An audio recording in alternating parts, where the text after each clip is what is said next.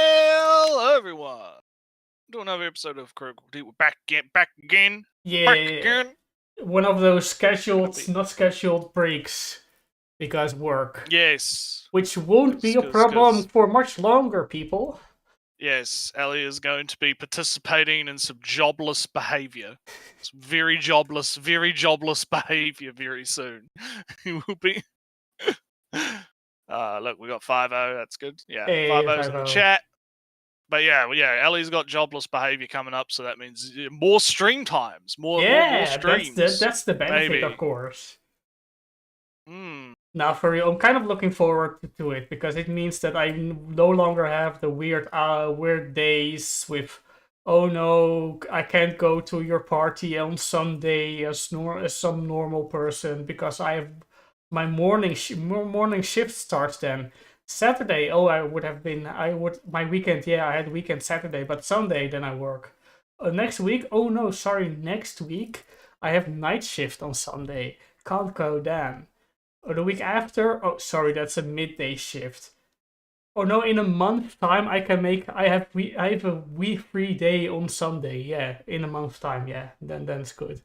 No, that's hard to explain to people other than my coworkers. So that's a small benefit. I can participate in society like a normal person. Yes, big society participator. Yeah, and in the meantime, just doing my little own projects, doing some writing on for myself, doing some translating from a doujin for myself, playing a new. You're using AI to help you translate your No, I my Japanese is good enough. I only need a dictionary to translate. The rest I can do myself. Man. I'm lovely. That's also one of the thing, right? Because I have these highly irregular hours for an outsider. I can't even do stuff like, follow a course Japanese, getting that up. All impossible. So, options when I don't have a job, or when I have a job again, hopefully not one of those shift jobs again. I can do courses or, regular Saturday or regular Sunday things. But in the meantime, I'm just gaming deep in the night or in the early morning. Yeah, you've been playing that Pokemons. Pokemon Legends. Evil Pokemons, yes. ZA. And the poorly optimized Pokemons. No, it's actually very well buildings. Rock solid 60 FPS. That's a good game. It's funny because Ellie's been like somewhat mentioning in the chat in our little hangout server, right? That I've been having a lot of fun playing the Pokemons, and it almost feels like the meme where Ellie's sitting at the couch on his TV having fun, and then you have Twitter, right? Because I'm in the trenches, right? I'm seeing what's going on Twitter, and Twitter is nothing but, this Pokemon game is so trash. It's so bad. It runs like shit. The buildings look like they don't even look like buildings. The graphics look bad.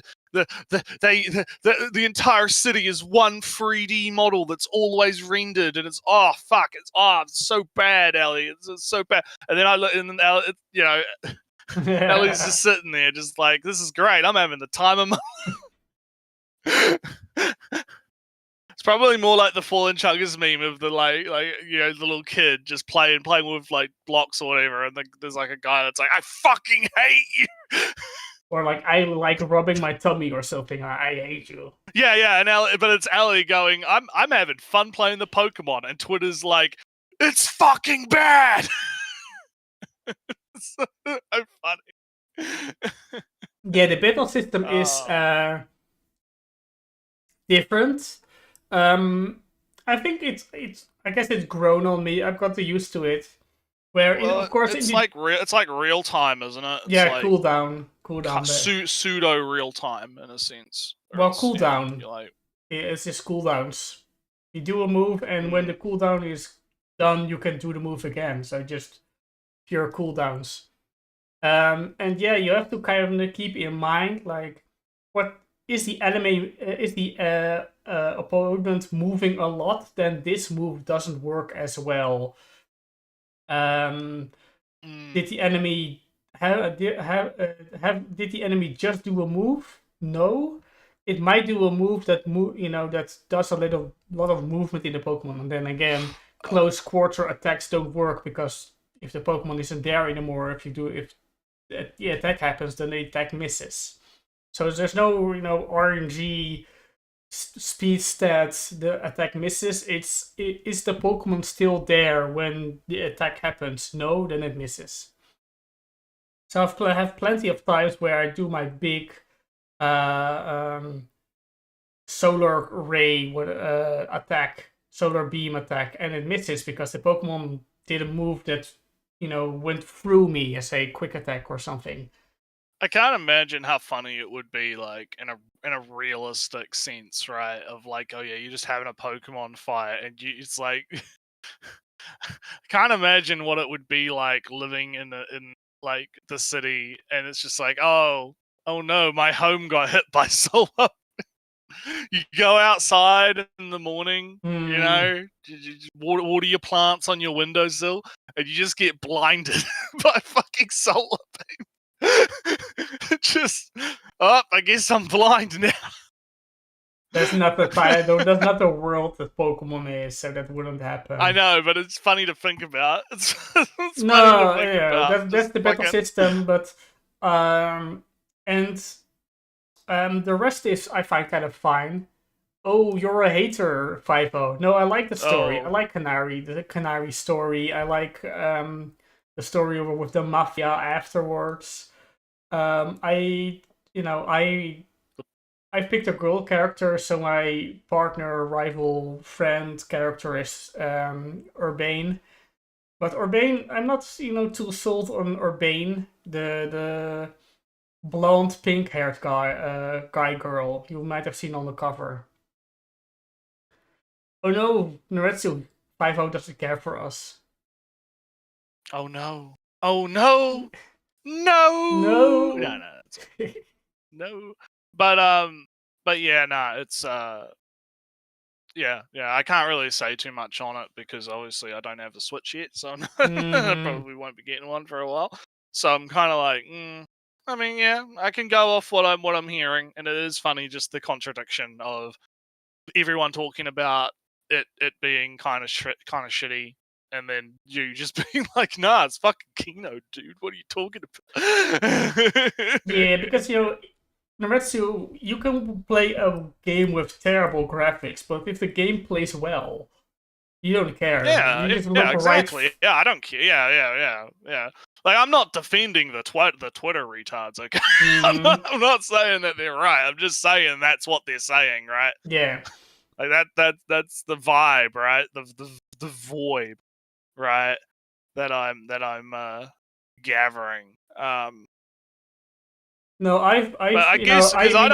I'm Oh just yeah, in this gamer server, and it's just all everybody. I mean, I guess if you play the game, I haven't seen much in the in the Pokemon thread, and even just in the game general thread. I haven't seen any like Pokemon hate for like, oh, this is terrible. Oh no, I hate this. It's all of it is like, ah man, that was a fun side quest. Oh cool, I got this hell Pokemon, yeah. etc. Well, I etc. haven't been doing too much gaming myself outside of the GFLs and the Arknights and the fun stuff. But again, like the problem with talking about like the Arknight specifically is I would have to do like an entire like college thesis law seminar. Yeah, you showed me like a about picture, and I only can think of that this kind of some holy dragon that is carrying this girl to a cathedral or something. yeah, it's I have to like explain what the fuck a Chazit is and how the Sancta are like all connected to a god that's actually like a personality communication system computer that's having a bit of a Windows 11 moment. And that's causing some fucked shit to happen. It's complicated, right? It's kind of Like, I love Arknights, but it makes it really hard to talk about with people that haven't like played it or like know the lore. Because you have to explain. I was trying to explain it to Lolly last night, and it's Oh so no. fucking difficult. Because you have to like, so you know, 20 billion years ago, these like these ancient race found this fucking thing, and they prayed to it, and then it gave them halos. But then now they could all communicate through empathy, and this relates to racism. And Yeah. and big societal commentaries on fucking racism or whatever. It is. It's fucking great. It's great. I love it. It's Argonauts is fucking great. It's Kino. I get like the only other thing I could maybe talk about is I'm just having a browse and seeing what's going on. Because Twitter's been kind of okay. There hasn't been too many dramas. There was people are shitting on Anime Outsiders right now because they had a dumb tweet. So that's fun as always. So that's fun as always. I know that name. Yeah, those guys. They haven't popped up in a while, but they're pretty okay. I'm just trying to think. What was the thing? Because it was something that did go down that I was going to talk about, but now I can't remember what the fuck it No, was. no. I can only Because too talk about busy, like I like I too said, busy like squealing about Arknights. I lost like 10 kilos uh, after Japan, or during the Japan trip, and then I was like, mm, oh, that's cool. Let's continue on. And I already am close to a weight that was like 75. That sounds like a mm. good number. And that's a number that sounds nice to me. But it's already very rather close. So like, oh, let's go for 70 then, I guess. So also, meanwhile, I got myself a blender, a smoothie maker in a sense, and Oh yeah, gonna get those protein powders in your nah, I'm not. smoothies. Although I'm still on the Ring Fit, and I did like a 3 hour bike trip for the fun. And my goal is not to get swole, to get fit. Um, I guess it's mostly just to lose weight, just because I can. Because Mm. I don't know, so do you use pounds or do you also use kilos? We use kilos. We don't use British pounds. We're not that bratish. We're Hmm. not that bratish. So I'm already so I'm like 77, 76 at the moment. That's already squarely in very healthy territory. But you can like, maybe I could go to like the lower half of the healthy range for the fun of it, just because I can. So um, that's what I'm doing. Going to the lower half, eating my apples that I have next to me.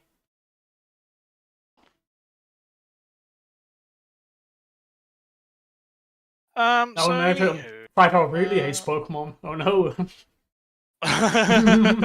well, you should start playing Digimon then, because that new Digimon game came out. I was watching Dizzy play it, and it looks really good. I can't. But the only problem is like you look at the Steam price. It's like Bandai Namco is like, oh, new Digimon game. It's really good. It looks really cool. Oh, cool. Yeah, Bandai. $200. No, Bandai. Yeah. So yeah, I mean, like, maybe in like a year or two when it gets a Steam sale, I'll pick it up and I'll play it. But Yeah, I right still now I'm got not. like a bunch of. I mean, just because I'm almost poor, not really. I'm almost jobless. I Mm, haven't participated in any Steam sales of late, but I do have like a bunch of games that would be fun to have. The Watering Village, if you're interested in like management games, or like Endless Legend or 4X game, which I like. I still am somewhat interested in Assassin's Creed Shadows just for the assassin play.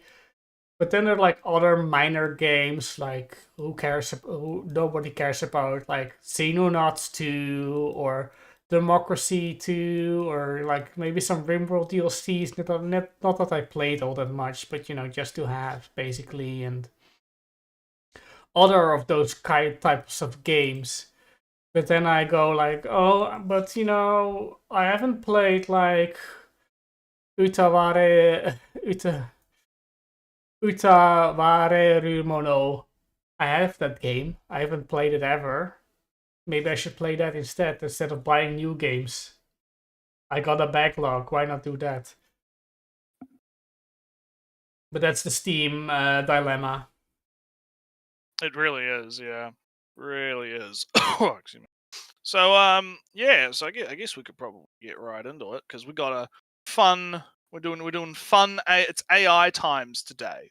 It's yeah, the AIs are coming for the anime, Sammy. Those pesky little AIs, right? They're AI has they're coming in your for wires. AI has been coming for Steam games, and it's kind of annoying. Like, I will say that yeah, although it has kind of died down on Pixiv at least. Like used to mhm. be a big problem on Pixiv where like you'd go on a tag for anything and it's just fucking AI. Pages and pages and pages of fucking AI. And it's such a pain in the ass. But nowadays it's a little bit I mean they added the toggle where you can like suppress it a little bit. But it's a lot better now. It's I think because like the hype's died down and people are not just like doing endless fucking AI shit.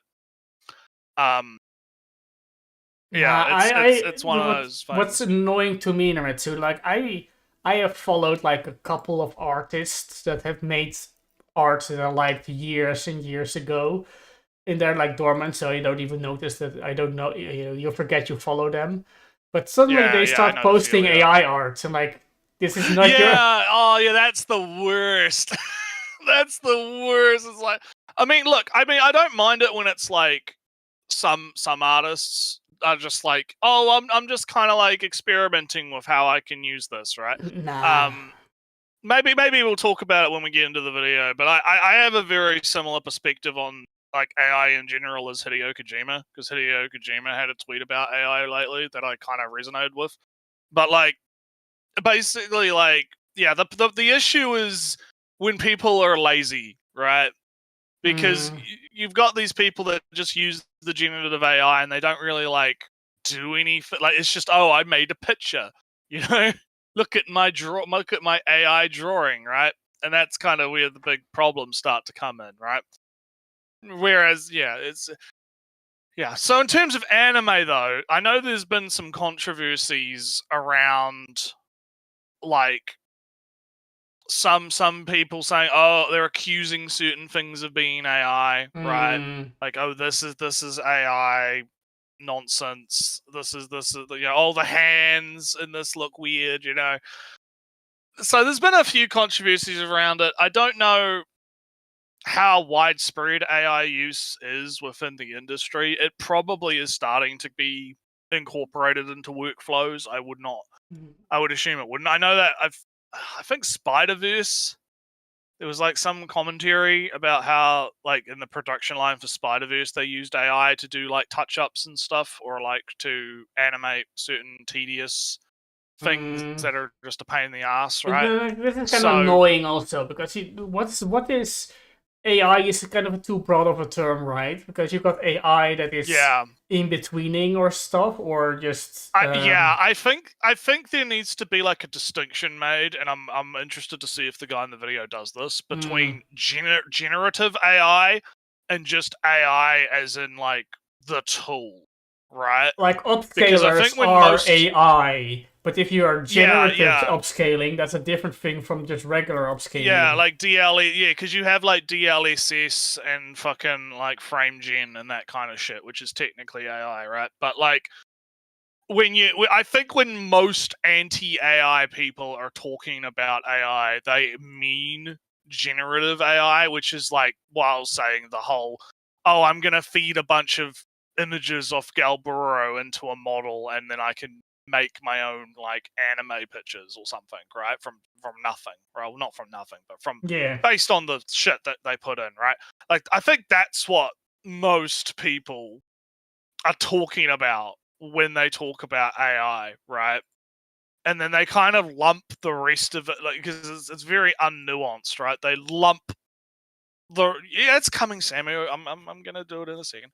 Um, they lump kind of the rest of AI in, and it doesn't help that companies have, because you know how, because okay, so recently we got a new phone for the brother, right? Got him a Samsung S25 Plus. We got him a top of the line one, right? Because usually we cheap out on him, but we figured, nah, fuck it, this time we'll get a good one. So he doesn't have to upgrade for like another because he was on a phone that had 2 gigs of RAM. That's That a bit thing low was of chugging. late. That's a bit low, yeah. So we got him a new phone. But man, there's so much shit in that's like AI this, AI that, Galaxy AI this, and 99% of it is just like, oh, you know how there's like the search function in the settings? We just renamed that to like an AI thing, but it's still just a search, right? Like You it's not. reminded me of the start, the Windows start search on just goes to internet, and I heard like, oh no, when you search something like your folders, no, it goes to the internet and to AI. Oh, absolutely Yeah. terrible. It's like they just rename shit, and I had to explain this to the brother because the brother's a little bit anti AI right now. He got autism, right? Because he's thinking it's gonna be Skynet or whatever. But but like I have to explain like 99% of this shit. It's not actually like AI. It's just they've renamed like Gemini and the digital. Remember when we had digital assistants, right? Where you had like you'd say okay Google or whatever, and you could set a timer or something, right? It's the same fucking thing. They just call it AI because it's marketing, right? I I'm just agree with Samuel. A lot of it's annoyed just a that fad. Yeah. I'm just annoyed that general algorithms like weather Yeah. prediction or whatever. Imagine the most boring use of algorithm are now AI, and so that's just Yeah. oh no, you can't hate And again, AI. it's not even a different system. It's the same system they've been using. They just slap AI onto And then it's like, it to oh make it no, sound you hate cool. AI, then you hate weather predictions. No. Yeah. It's so dumb. It's so dumb. But anyway, since Samu's getting a bit angsty, let me just come on. Oh, that was an okay one. That was an okay one. That was all right. Oh, I needed that. So anyway, this video will Zal AI anime Sorry, I'm looking at your Oh because on your yes. screen it's in Dutch. Because on your screen, because I can see it on my monitor that it's Dutch. Zal AI anime consumeren, which is not even a correct Yeah, there you translation of go. the thing. It's just correct. Consonering, yeah. Yeah. So Consumeren. will AI consume anime? Right. So let's see what our man here has got to say. Can you really just like anything that you want to? That is correct, Mr. Kitsune. My algorithms are highly efficient and can generate visuals based on any parameters you have in mind. Well, dang. Can you do like Goku versus Saitama or something? But of course. You're wide open. Oh yeah, I remember seeing this. This was like a thing. Someone made like an AI that was like Goku versus Saitama or whatever, and people were freaking out over it. I But just it's know like, that yeah. today I saw some. Apparently, some developer claims to make is making an AI game, which is just Oh no! Yes. Did you see the one that's like the first person shooter, and then it's like a third person shooter, and it keeps switching, and then oh man, it's so fucking yeah. funny. I I'm think gonna we have to talked go about the same find thing. I that. just saw like a glimpse of it, but it's not even a shooter. You just pick options, and the AI generates based on the options, which. Yeah, and it's so fucking It's a weird. choose your own. It's AI chooses your adventure story. But it doesn't even look good though, because the AI like fucking like morphs. Like you're on the train, and then you're not on the train, and then it's on a different train, and then you know. It's almost, it's like fucking. Someone made a tweet about it. I don't know if I could find it because it might be buried in my like retweets. Someone tweeted something along the lines of like, "This must be what like games look like to old people." You know, like let me see if this bot of mine picks up a video inside. I doubt it. I very super doubt it. I don't think it will. I'd have to find the tweet unless you've found it. Because I know I retweeted a thing about it like last night. It doesn't. I mean, I found the thing and I put it in the images for stream, but it's absolutely terrible. And I guess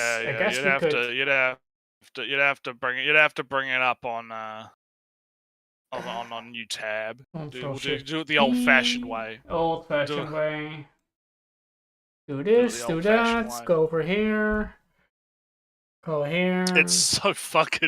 It's so fucked. It's funny. Alright. Then screen capture 2. Where's this?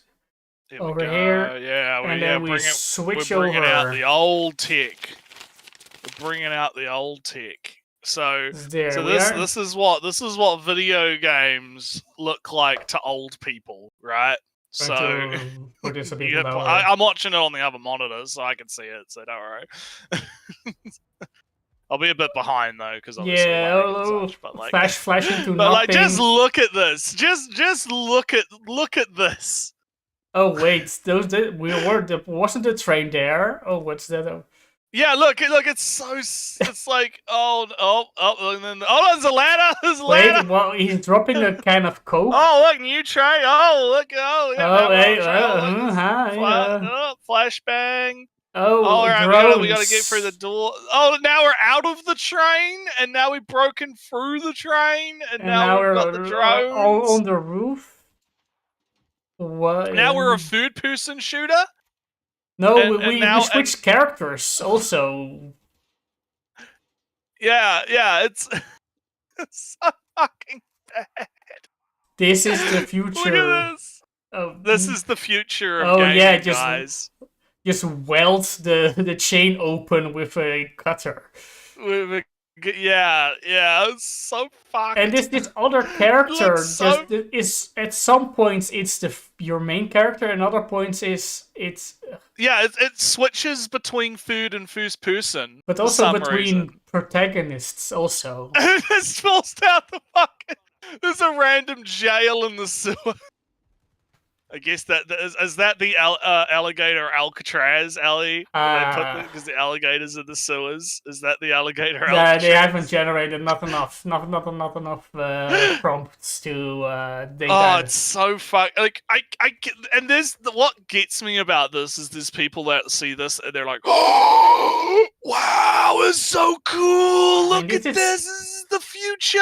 It's so cool. And I'm just sitting here like, what the fuck am I watching? This is bad Unreal Engine 5 hire this man images. I know. It's like you tuned that and you like animated it. Yeah, it's like fuck. Oh man, it looks fucking bad, dude. So yeah, that's some fun AI. Some fun context for what we're talking about, right? Some context. All right, let's get back to this man talking about this anime. Okay, can you make something like I don't know, like Attack on Titan or something? One second. That is an easy one. There we are. Oh, look at that. There you go. Oh man, that's so crazy. Can you do Gojo and Geto from Jujutsu Kaisen making out? Well, of course. I can do anything. Wait, what? What's wrong?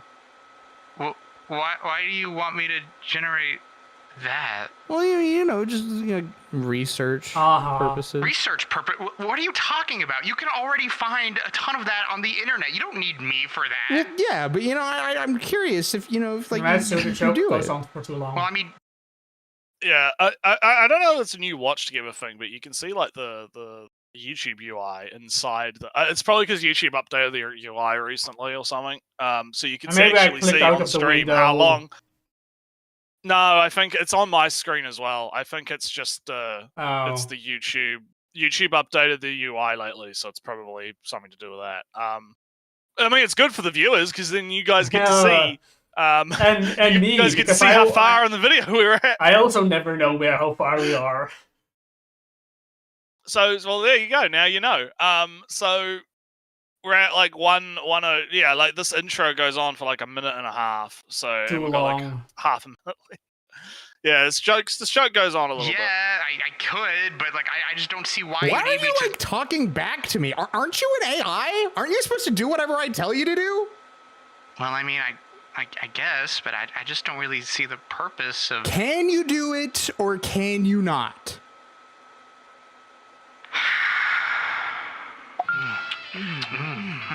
Doesn't even show it. The What's wrong, cowards. Ghetto? You crying?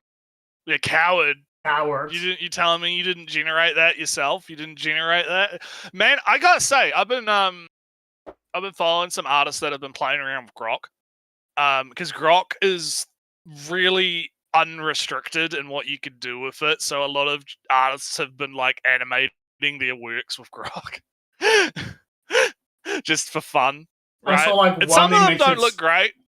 I saw one of them. Yeah. So what and they do is they just take like one image and then they get Grok to just animate that one image, right? Or to like approximate what it thinks is happening. And I've been there's this one guy who does like Girls and Panzer stuff that like has been animating his stuff, and like I'm not gonna lie, some of them look like okay, but it's still kind of it's got that AI jank, right? Like you know it's Yeah. AI animated, right? It's got that jank, but it is pretty like okay. So like, are you telling me this guy couldn't like go find a picture of like Gojo or whatever kissing and then animate it, like put it on screen? Like, nah, man, you can do that. Like Grok will do that for you because Elon is fine with people using his AI for not so great purposes. Because yeah, but anyway, well, not maybe because well, great purposes. I should say. just to complain, since we're on the topic, we'll be on the topic for longer. But since we're on the topic, bad AI. Let's see, in the Steam things, right? I get an email, and I get from some semi-erotic or completely erotic game, whatever it is, and I see like that looks like AI. And then I go to the store page and they're like, oh, this is AI. I can tell by the buildings and the weird, not matched wooden planks that are in uneven spaces and whatnot. It's like, damn. This looked kind of okay, but it already just kind of, informs me. I've been having like similar problems with like, because Twitter does like to push the AI slot makers into your feed quite a bit. And it has I will say it has gotten harder to tell a little bit. Like, I'll see something and I'll be like, okay, guys, I've actually made a thread about this a while ago, but I'll put it in a video form as well, right? So people can refer back to it.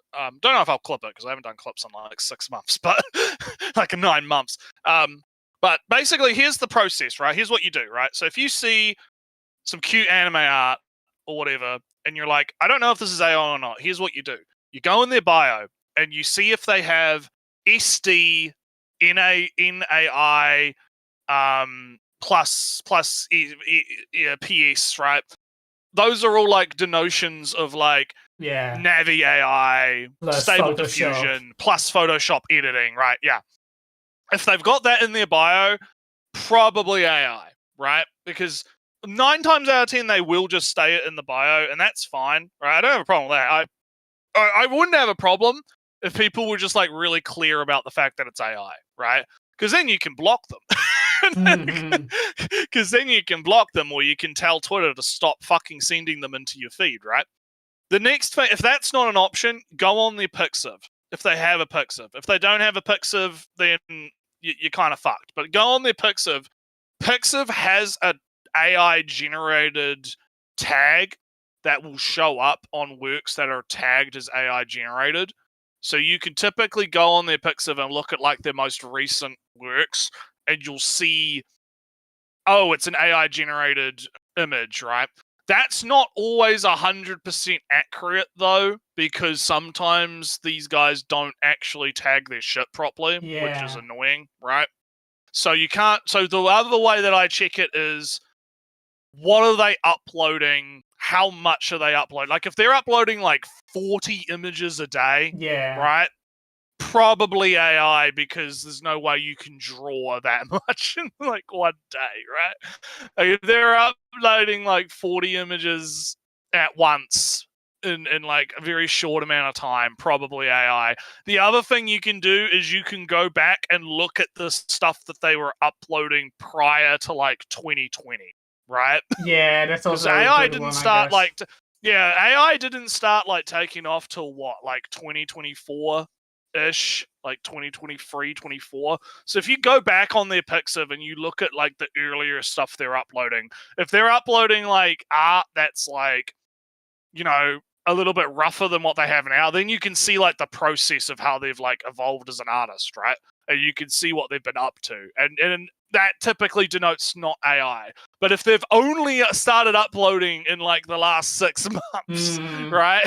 Or in the last like 2 years, and there's no like previous works you can use as a reference, right?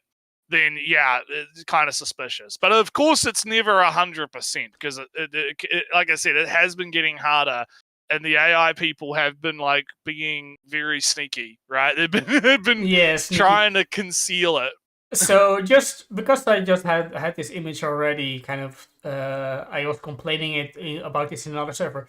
I got, I'm in a server. I get this, the h.io link from, hey, game. All right, I'm down What to game clear. is this? This is some like visual novel like ish light gameplay. It reminds me, what is it? It reminds me of that other game. What's it called? Like Summer or something? Something. Oh, it's that one that's been in like development for fucking ever. I can't remember what the fuck it's called. It's a style. I don't know. But fucking reminds me of something. It reminds me of something I've seen before. Anyway, I was like, this smells like AI. Everything smells like AI, but the hands are correct. The logs aren't have wildly offset, or are of equal width and lengths and all that stuff. But then I come across this image and like, all right, no sane human would ever draw a sleeping person sitting like that.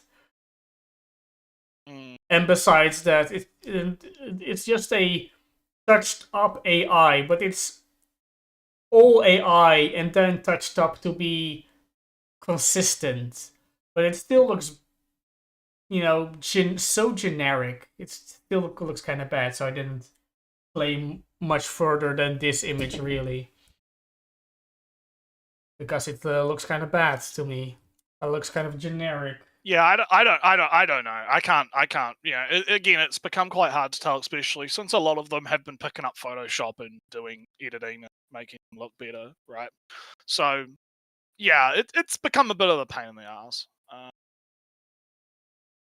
Anyway, that's enough about our personal complaining, and he should finish his intro and start video. It's almost there. We're almost there. Oh, well, maybe just a little. But just because it's you, Satoru. Come here.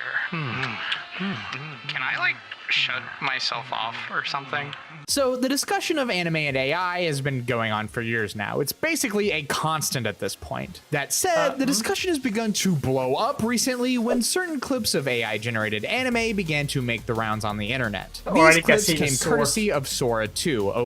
Already can see the sword wildly changing shape with every movement that it does. Yeah. It's yeah.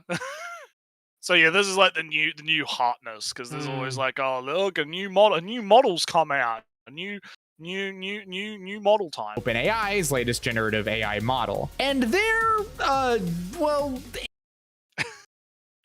Okay, so like, their foot's not even making. They're not even making contact. It doesn't like. I mean, look at his face. Yeah. Look at his face. Look at his face. Fucking. Like, this is the thing, right? It's like, okay, like it's kind of impressive, right? In a sense, right? That it's in motion, it's able to look relatively okay. But if you start actually dissecting it, right? you can start to see the cracks in the facade. The mask starts to slip, as it were. I mean, look at our boy's hand there. He's got fucking 20 fingers. 12 fingers at minimum. Yeah, our boy looks like Jeff the fucking killer, you know? Like, fucking. Oh man, okay, but anyway, I'll let the man make his point. Yeah. Sting, to say the least. Here, Vegeta, the Patara. Let's finish this together. I still hate the idea, but fine, let's end it. Put it on!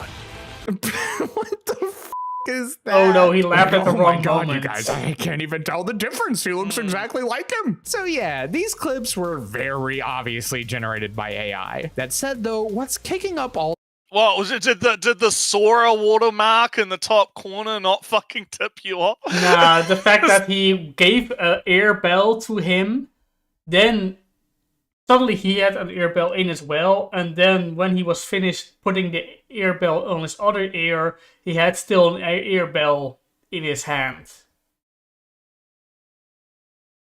Yeah. Consistency, it's not a thing AI can think of. But anyway. this discussion and controversy is how much closer it seems as though AI is getting to actually replicating the style and animation of actual anime. And this has led to a lot of people debating whether or not this is the future of how anime will be made. Now, if you want my opinion, I personally do not like the idea of entire animes being generated through AI. That thought is just not appealing to me at all. That said, though, I'd like to save my personal opinions for later and actually explore both perspectives of the debate, since it Yeah. And both sides of the debate, I guess. So that's going to be interesting. I'm interested to see, because usually what happens is people will say that, and then it'll be like, are you gonna actually, because I try to be good faith Gary, right? I try. Even when I'm ranting about how the leftists are all demons, right? As you do. As I do. I'm trying, I do my best, even though it's difficult, right? But you can always usually tell when someone's got a bias, right? You can usually the bias likes to seep in every now and then, right? And that's just natural, I feel. So I'm interested to kind of see what his arguments are going to be, because the next section is technology replacing workers. So let's have It is a very controversial topic with a lot of different viewpoints. And naturally so, anytime a new technology comes out that threatens to potentially replace an entire industry of workers, there's probably going to be a lot of animosity. The funny thing is that we've actually seen something very similar to this in the past. Who here remembers that one iconic dinosaur blockbuster that came out in the 90s? That's right. You all know what I'm talking about. The one, the only, Prehysteria. There's Madonna, Paula, Hammer, Jagger, and of course, Elvis. I don't know this. Okay, no, that was a joke. I'm obviously talking about Jurassic Park. When Jurassic Park was being made, originally the dinosaurs were going to be made through traditional stop motion animation. However, midway through the production, it was instead decided that CGI would be used. This in turn would send a shockwave through Hollywood and would basically change the way that movies are made forever. Naturally, this led to many practical effects artists, modelers, puppeteers, suit designers, all speaking out against this new pivot towards computer-generated imagery, in fears that it would put all of them out of a job. That said, though, regardless of the complaints, CGI has largely become industry standard. And now, this same discussion is... So, the problem I have with this argument... I have a problem. Maybe let's see if we have the same problem. Yeah, so you can apply this to every single evolving technology that's ever existed, right? I think the one that I like to bring up is cars replacing horses, right? Mm-hmm. You had entire industries around horses and carriages and horse breeders and horse, we have to get all these horses because obviously horses die all the time, right? Yeah. We have entire industries around that. Combustion engine shows up. g'day, how's it going? Now we have a whole new mode of transportation, right? We have we don't need to rely solely on the horses anymore. We can burn fuel and coal in these engines or whatever to make push, pull, right? Are horses like no longer a thing, Ellie? Do they not exist? Horses Are exist. horses gone? Horses are dead. Horses only exist in my Uma Musume, right? Not even there, Right. actually. So this is my problem with this argument, right? Is while I agree on some level, right? I do think that you the Amazon factory worker losing his job to like a robot arm or some shit, right? Like, okay, that is something that we are going to have to deal with in the future when all of these like kind of low end sort of, you know, manual labor type tasks end up getting automated by robots or something, right? That, I mean, it's one of the reasons I'm not necessarily against something like UBI, right? I think at some point down the road we are going to have to do something about that, right? Just because that's the way things are going to go, because it ends up being cheaper to just have a robot work 24 hours until it breaks, right? Yeah. But when we're talking about like CGI versus practical effects, right? Yeah, okay. That's I could see the argument that a lot of practical effects guys probably did lose work, and it's definitely a lot rarer to see practical effects stuff. However, you do know that like a lot of the costumes in like the Marvel movies, those aren't CGI. Like Captain America's mask and his shield and his stuff, right? Like that's still a prop that had to be made by a person, right? They didn't just like have him in a green screen. I mean, I Right. recall something like when is it Endgame or the other one where they go time travel, the suits were CG at the last minute because they couldn't decide on the design, so they needed to let the CG guys do it, and then. Well, that's kind of different. Like I feel like if they had designed, like had the you know, they probably would have made the suit, right? Yeah. It probably would have been. It looks bit because something about like CG, like even though CGI has come a long way, practical effects do look better and more obviously because it's a real thing, right? It's more realistic, right?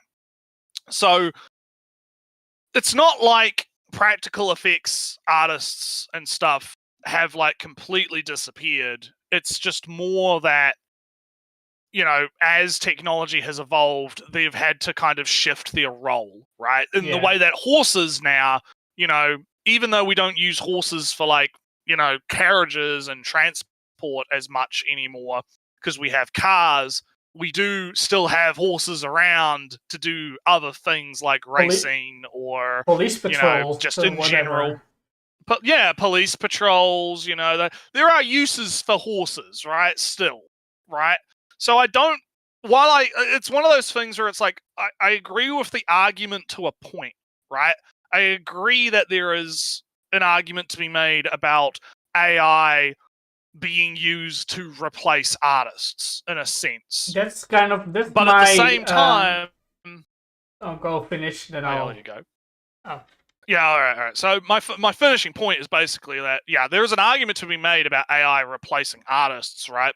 But I don't think it's ever actually going to replace real artists, if that makes sense. Because I don't think that you can, like, necessarily, at least with the technology we have now, right, completely replicate, like, the human element within doing, like, an animation, right? But I'll let you kind of go now. No, because my problem with AI is that the analogy, or you know, the comparison between horses or you know factory lines and robot arms, or you know, people that shovel coal into the engine with a electric battery. That's all examples of technology replacing, you know, labor.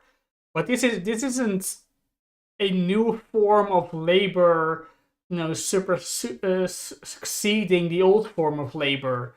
This is just eliminating it outright.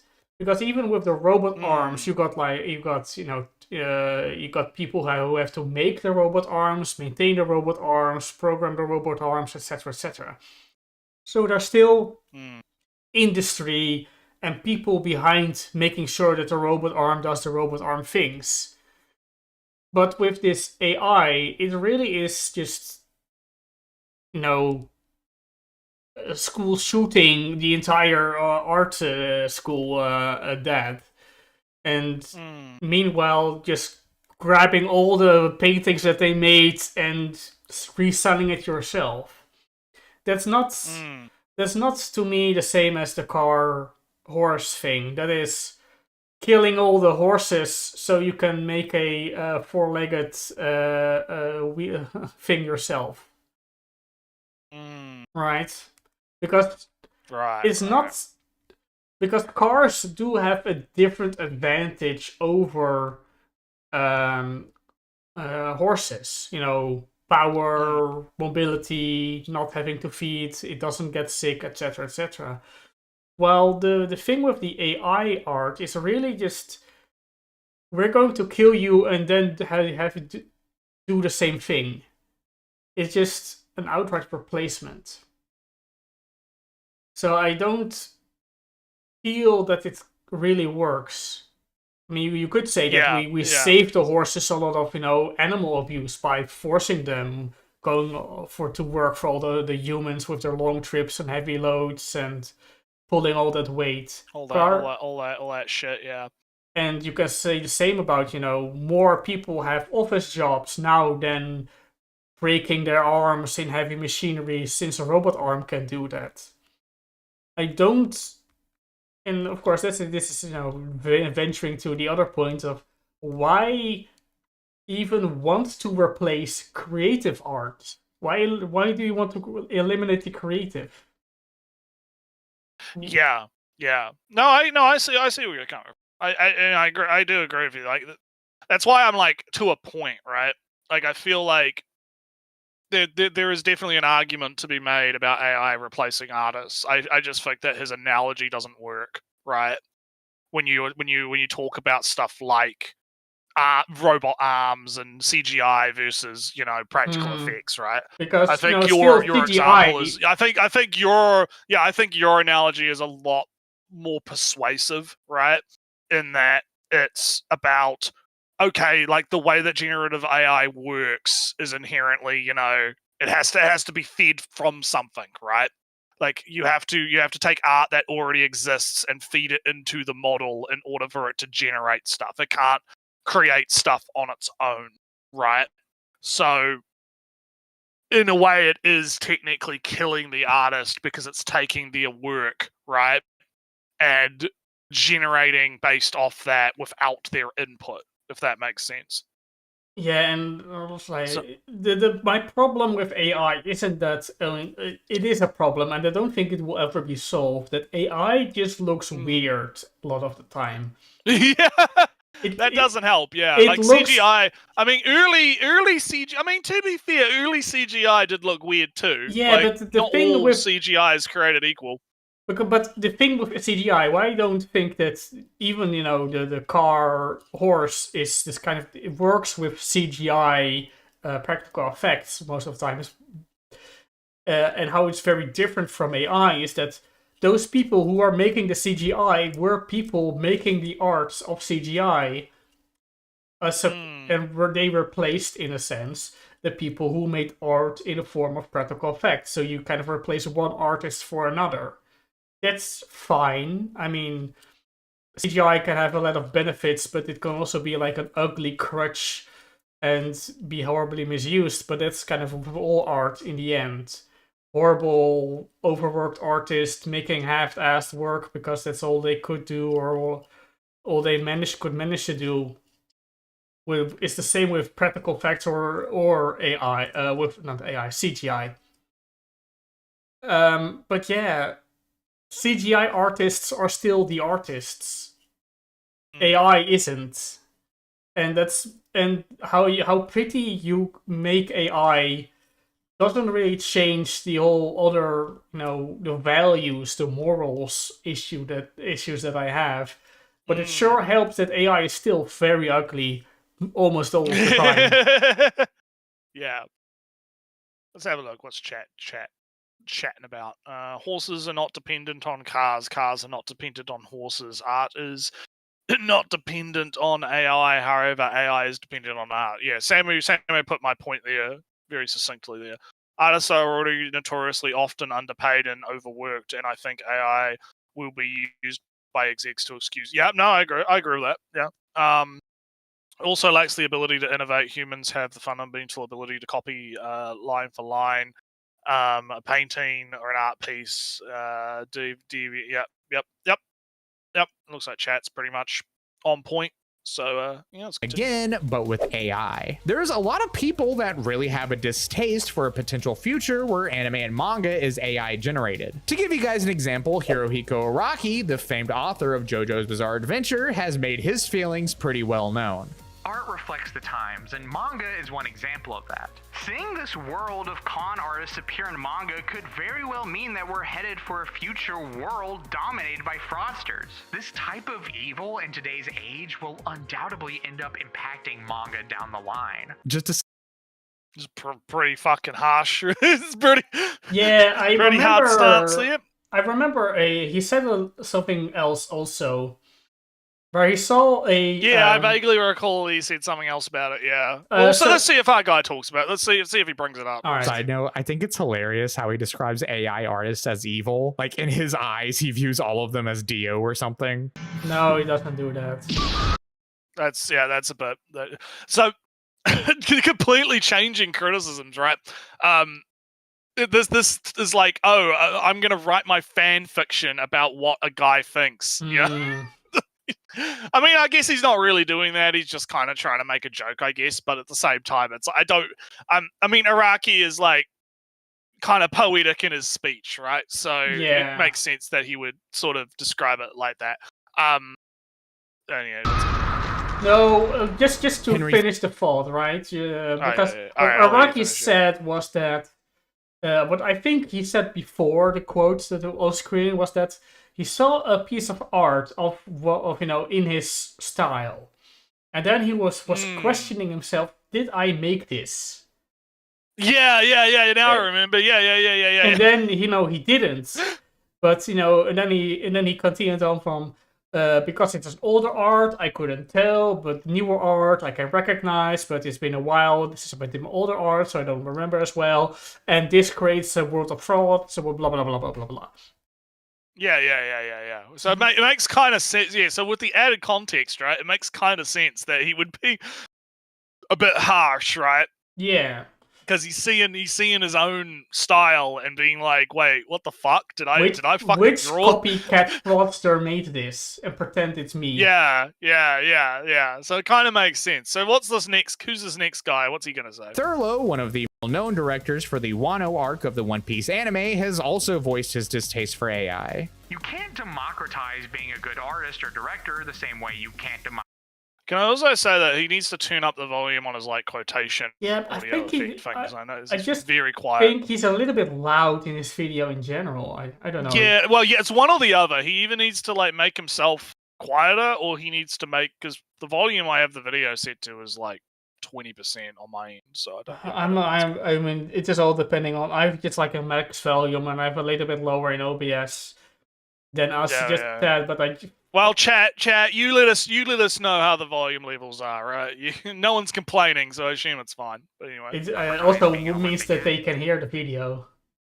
Yeah. But anyway, let's get this quote. If you don't have the time to dedicate to becoming an amazing chef, you don't deserve a Michelin star. If you don't have the time to dedicate to acting, you don't deserve an Oscar. And if you don't have the time to dedicate to animation or art, then stay the f*** out of my industry. Ooh. That said, though, just like in the past with CGI, there's also quite a few people who are excited for this new technology and view it in a positive light. Makoto Shinkai, the director of Your Name, probably one of the most well-respected directors in modern-day Japan, has stated that he can't wait for the future of AI. AI is actually quite great. It can make animation, write scripts, and create music. So I am one of those people who thinks very positively about AI. I think it could be a great tool. My dream is a day where I just think of a movie and I make the storyboard and give it to AI. Then AI can make the movie. That's So interesting, like duality of perspectives here, right? Yeah, but Shinkai sounds like a Because- bit of an idiot here. Like that would never happen. Well, no, I wouldn't describe it as idiocy. I would describe it as what's the word I'm looking for here? YouTube engineer channel. YouTube engineer. You No, know the type? No. Like the way I would describe it is he's being idealistic, right? Yeah. Because he's thinking about AI in like what he's thinking about AI like 100 years in the future, not what it is now. And he's not really thinking about the consequences of what it's doing now, which is very common with the pro AI side, right? If you look at a lot of like the AI tech bros, right? The people that are like, you know, making the AIs and pushing the AIs and talking about the AIs, right? A lot of them come off as like these really weird, like, I don't want to say techno Christians, but like not Christians as in like Christianity, but techno religious in a sense, where they're like trying to create God through like technology or some shit. This is right? kind of what I meant with a engineer YouTube channels, where maybe I should be a bit more specific. It's those future engineer projects. They're talking about fusion and super solar and that kind of shit, hyper right? windmills. No, because I thought you were like talking about like YouTube channels that are like specifically created for like the algorithm and like trying to like capitalize on the algorithm. It's the like engineered YouTube channels that are like designed specifically to make money on shorts. No, whatever, we're on right? the same page now. No, those kind of channels that are Yeah. like future fusion in next Yeah, month big. from this Oh, company. we're gonna have the Dysons. We're gonna have the Dyson sphere and the fucking like Halo ring and the Yeah. fucking big. Oh man, so cool. But yeah, but that is kind of the same thing. Like we are kind of talking about the same thing, but they talk about it in like almost like religious reverence, right? Mhm. Like they talk about these things, and it's actually really ironic because I was talking about Arknights with you before, like the Angel, the Sancta, and the PCS, right? The personality synchronization system, or PSC, or whatever the fuck it's called, right? Yeah. Like talking about this in like that kind of context of like viewing technology as like a religion, right? When I read this quote, right, I don't like. I understand how you would like read that at face value and think he's being a fucking moron, right? But it's because he is seeing it through like this kind of like rose-tinted lens of, man, it would be really cool if I could just like think of a movie and then it just fucking magically happen, right? Yeah. You know? This the Sancta is a plot by the AI. God, dude. Dude, I would love to have like I need to find someone who like actually plays Arknights to talk to on stream, so we could have like a Arknights lore discussion stream. This would be fucking great. But like again, it's you know, I'll find a picture that you can put in the thingy. I'll find like a picture of the lore, as they call it. They call it the Sancta call it the lore, but it's the PCS communication fucking thing that they worship. Actually, yeah, that one works. I'll just grab I'll grab that one. That'll work. If you got the anime bot open, the image bot. Yeah, it's work. Ready to go. Okay. It's active. It is on. It is working. There you go. So this is the AI, the AI people worshipping at the altar. Worshipping at the open AI altar. Yeah. Praying that their movie ideas will become reality. They are praying to the almighty or Messiah. There you go. Just fitting it in a little bit better for fancy. Yeah. It's a full-sized version of the CG, so it's quite big. Yeah. like There you go. some It's- ring of cubes, and these Yeah, the hordes, the demon AI. dragons are worshipping. So the demon dragons are the people like our Motoko Shinkai here, who are like, oh, I will pray to the AI gods for my movie to exist, and then I will be enlightened. But that's what it comes off as me, right? So I don't necessarily like.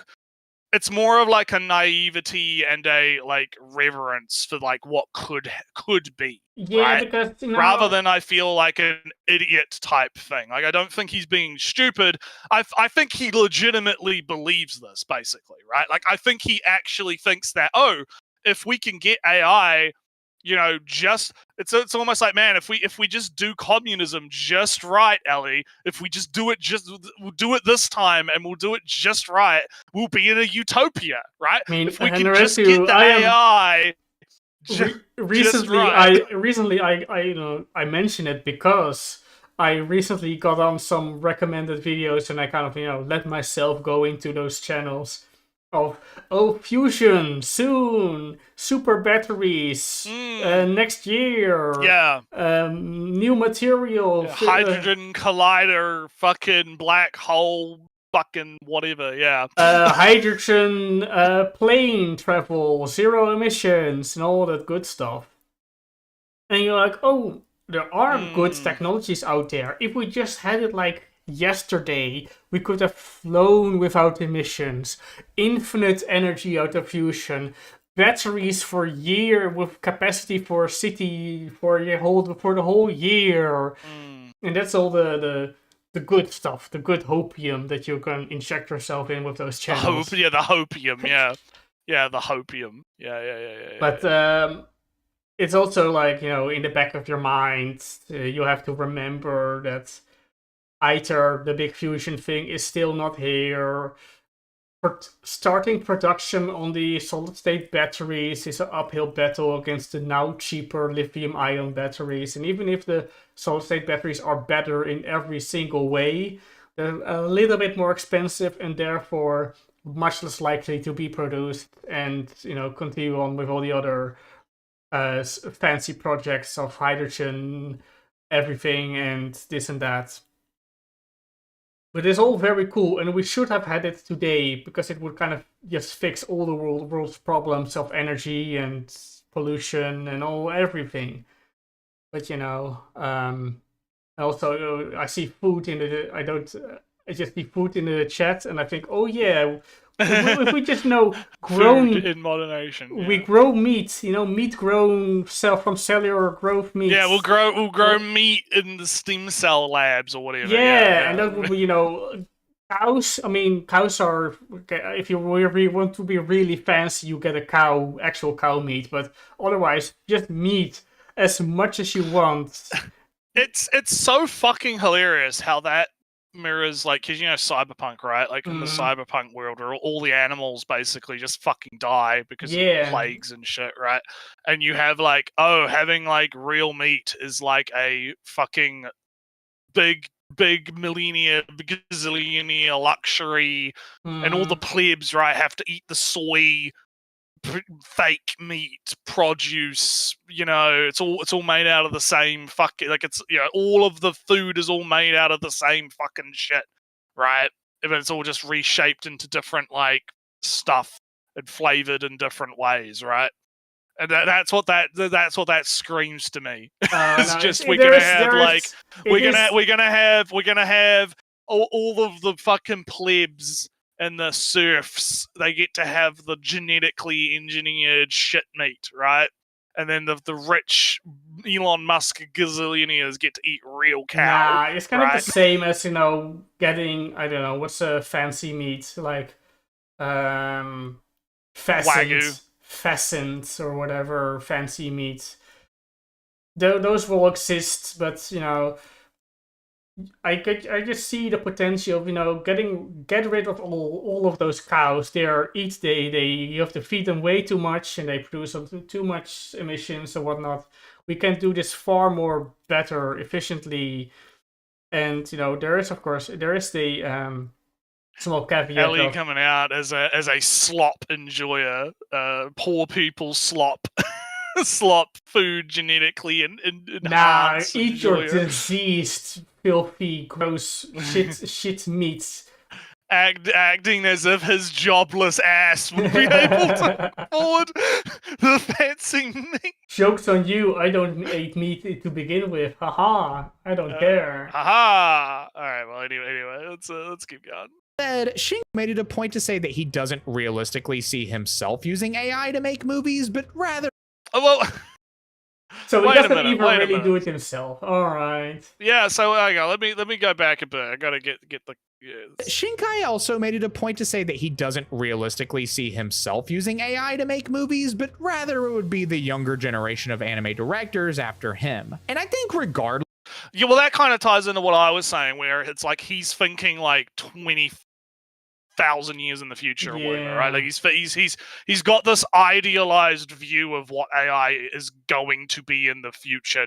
He's not really focusing on what it is now, which is it's a very common problem with the people that are like more on the pro generative AI side, right? Is that they think about it from this like idealized future lens instead of like the practical present, right? Yeah, It's very like Rossandrist of them. It's very.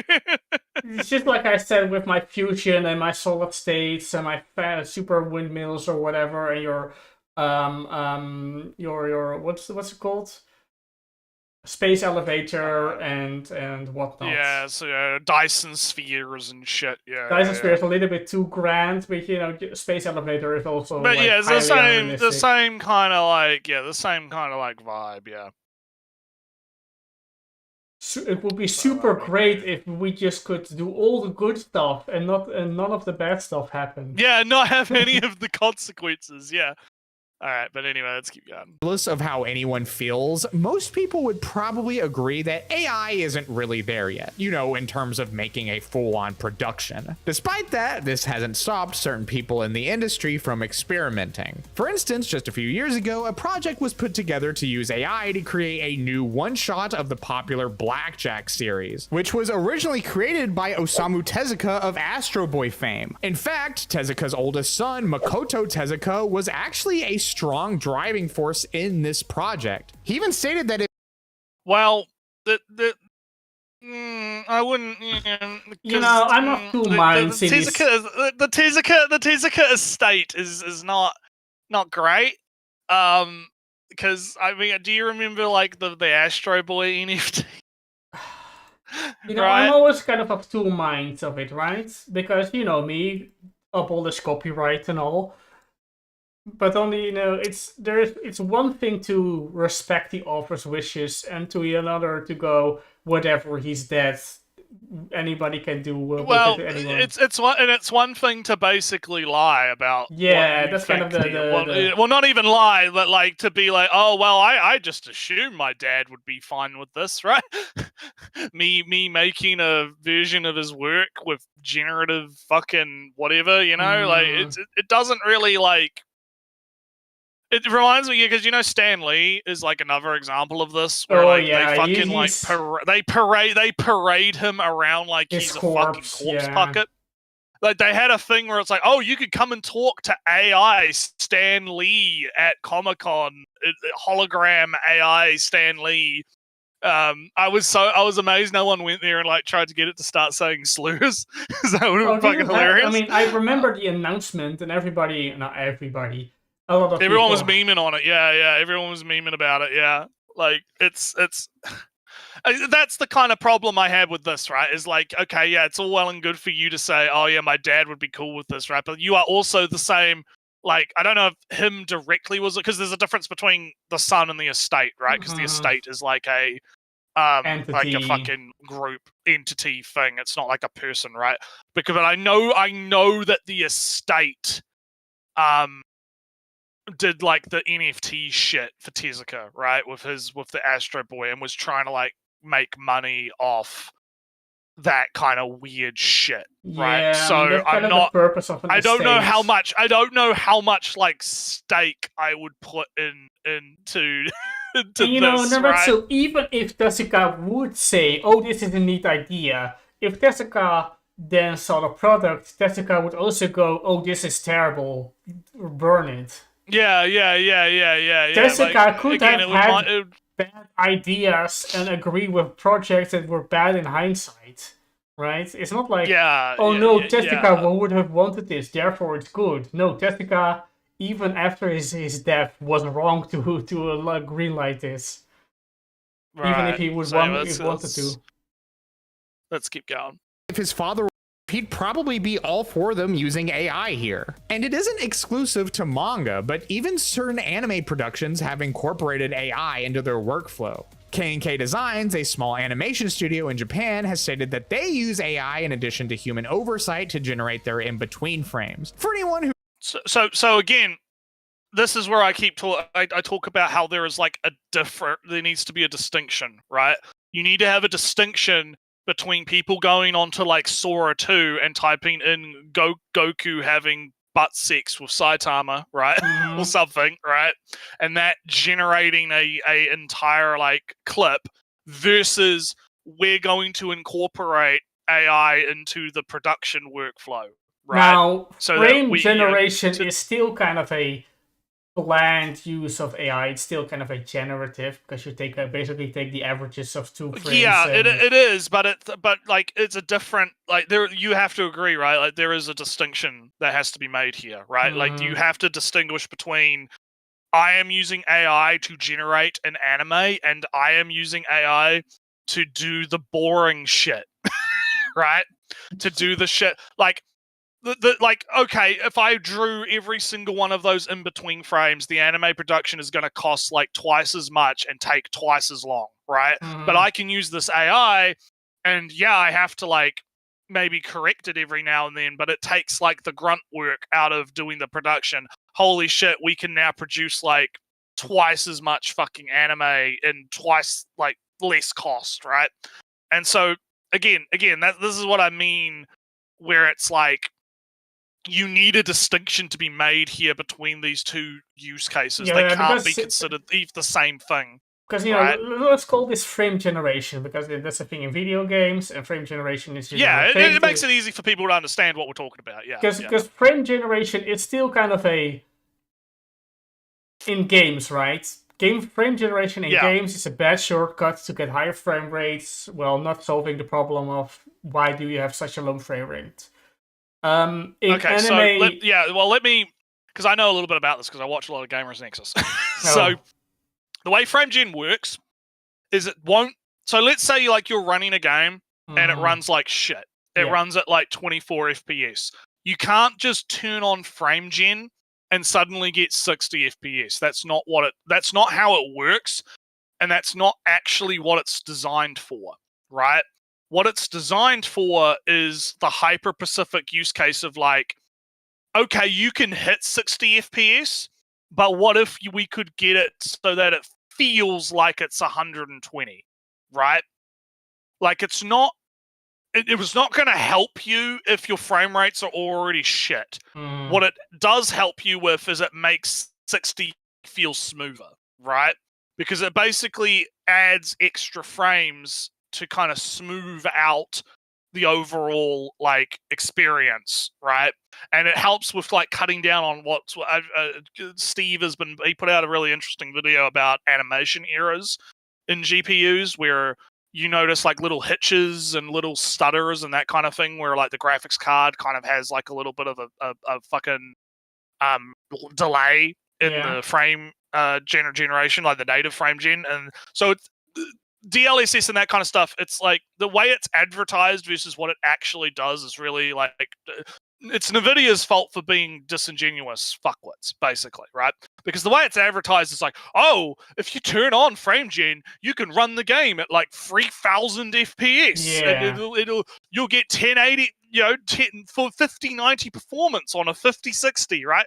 When that's not actually how it works or what it does, right? And if you actually like break it down, like because Steve put out a video on there's a $7 program you can buy on Steam. I think it's called like FCS or whatever or something, and it basically allows you to do frame gen on any card without like needing to have a GTX card or whatever.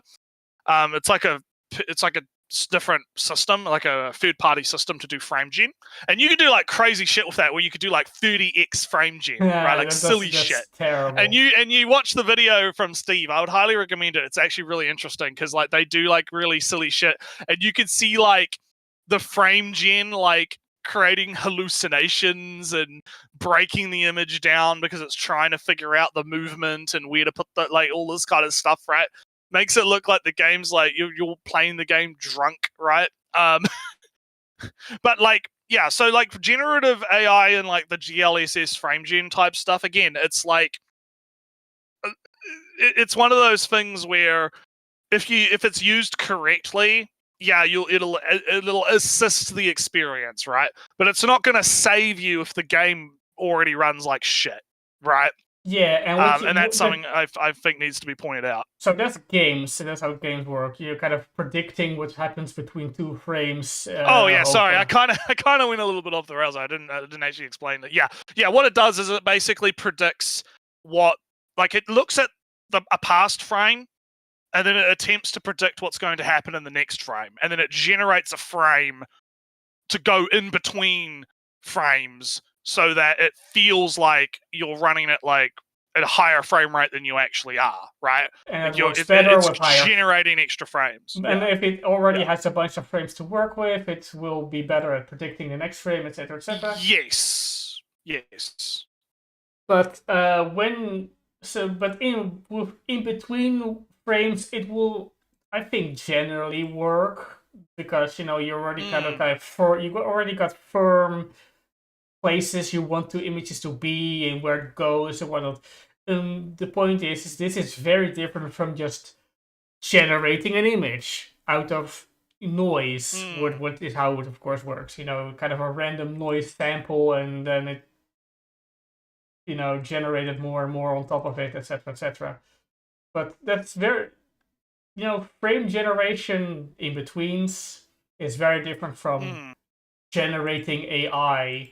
Because then you get kind of weird grok animation, and it's very obvious. Yeah. It's like I said, like there needs to be a distinction between these two things, right? They're two. Yes, it's AI, but it's like two different applications of AI, right? It's two different use cases. So when he's talking about like, okay, this anime studio has incorporated like AI into its workflow, I feel like he needs to do a better job of kind of this, like making this distinction that this is not the same thing as like Sora, right? Yeah. It's not. It's fundamentally a different type of application. And yeah, it does a bit of a disservice because again, when you talk to the anti-AI side of things, they get really it's no AI at all. AI is bad. All AI is bad. Never use AI. AI blah, blah, blah, because they think it's all the same, right? There's no nuance in the conversation, right?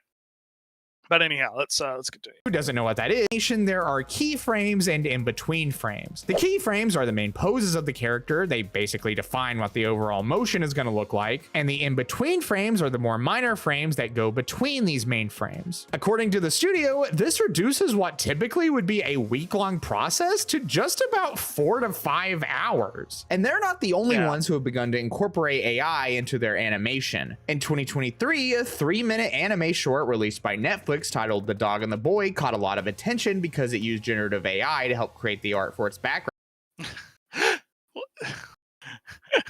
Sorry, I'm looking at that what's it called, an awning or whatever, the building, and like it looks kind of weird because it's like the overhang part is like merging with the tree a little bit.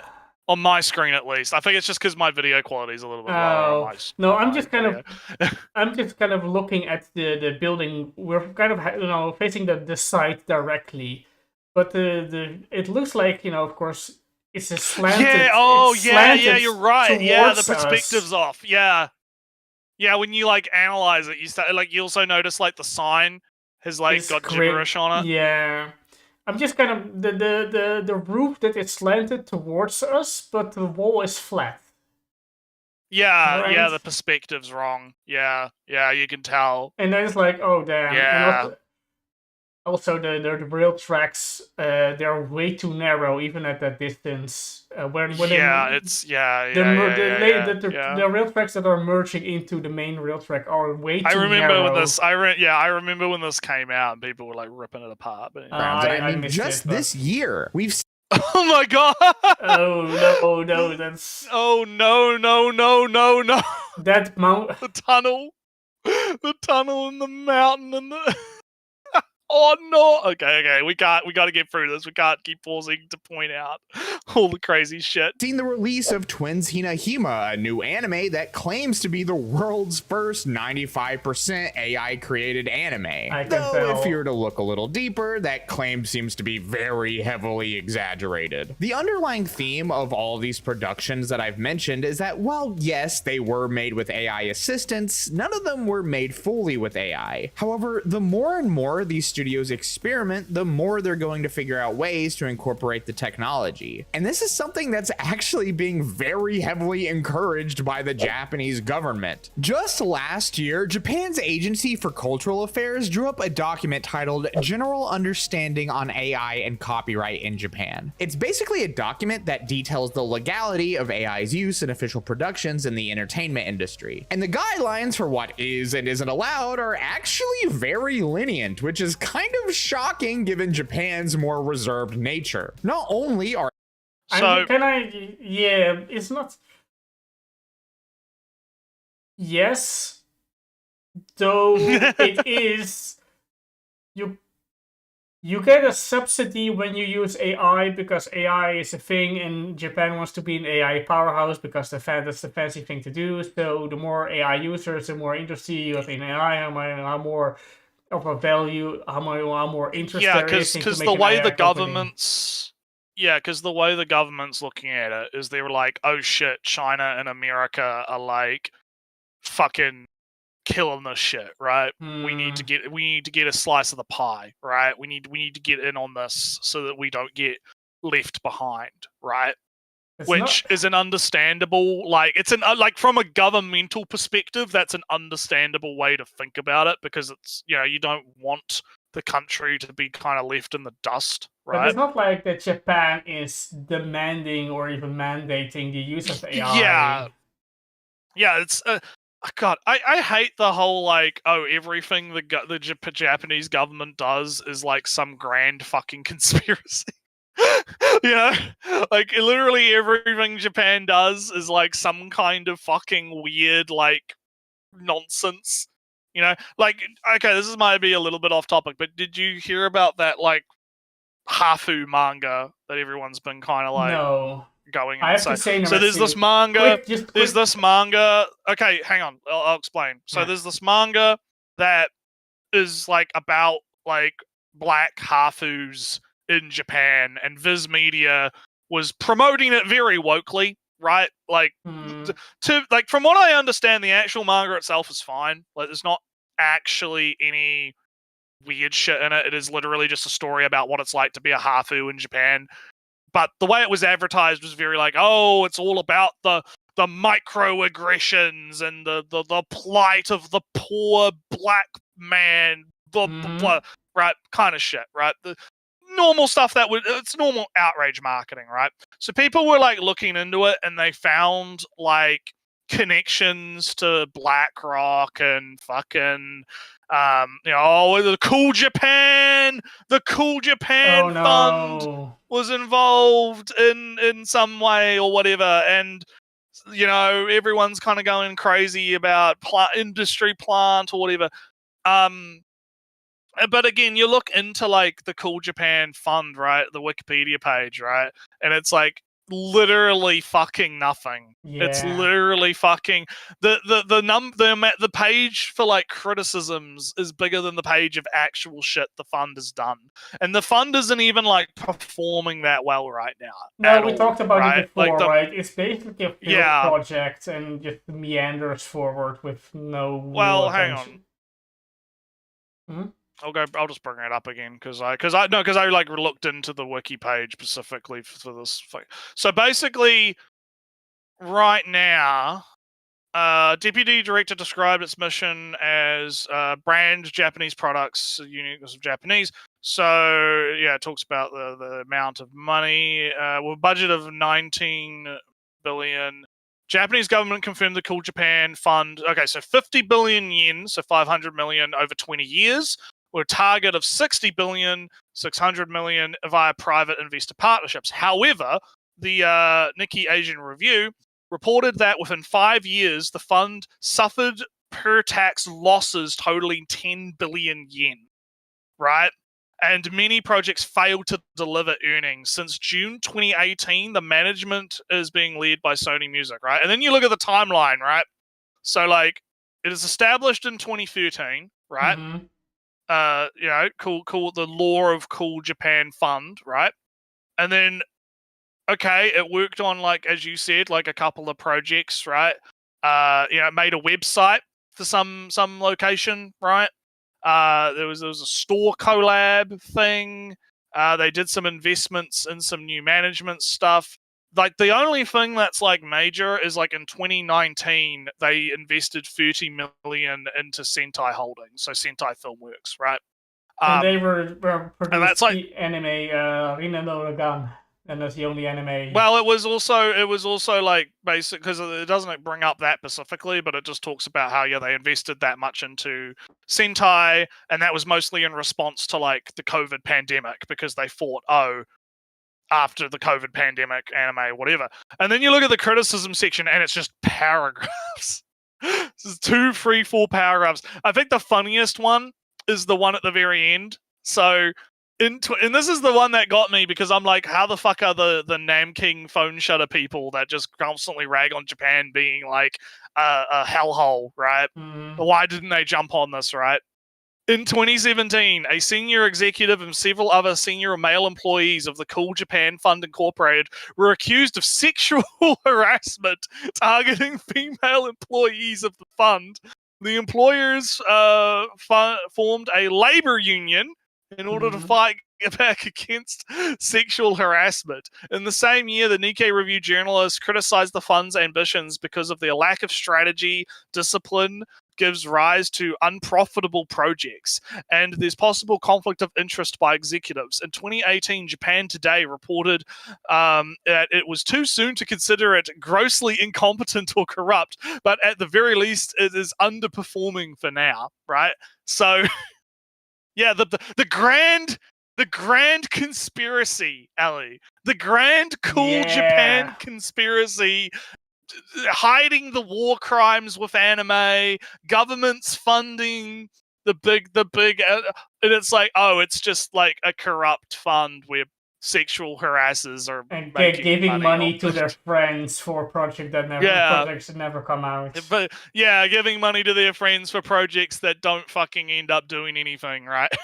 Like, that's that again. It's like, but of course, people on the Twitter and like dumb fucks, right, are like, it's a grand conspiracy, because the Japanese government is funding the. Oh no! It's like, then you like look at other countries, and it's like there's plenty of like funds and stuff that artists can tap into, right? Yeah, and like I know down here in New Zealand we have like a video game related one where like if you can make like there's like a Pacific one, because we've had like some successful video game ventures, and Path of Exile is like made by a bunch of guys in Auckland, right?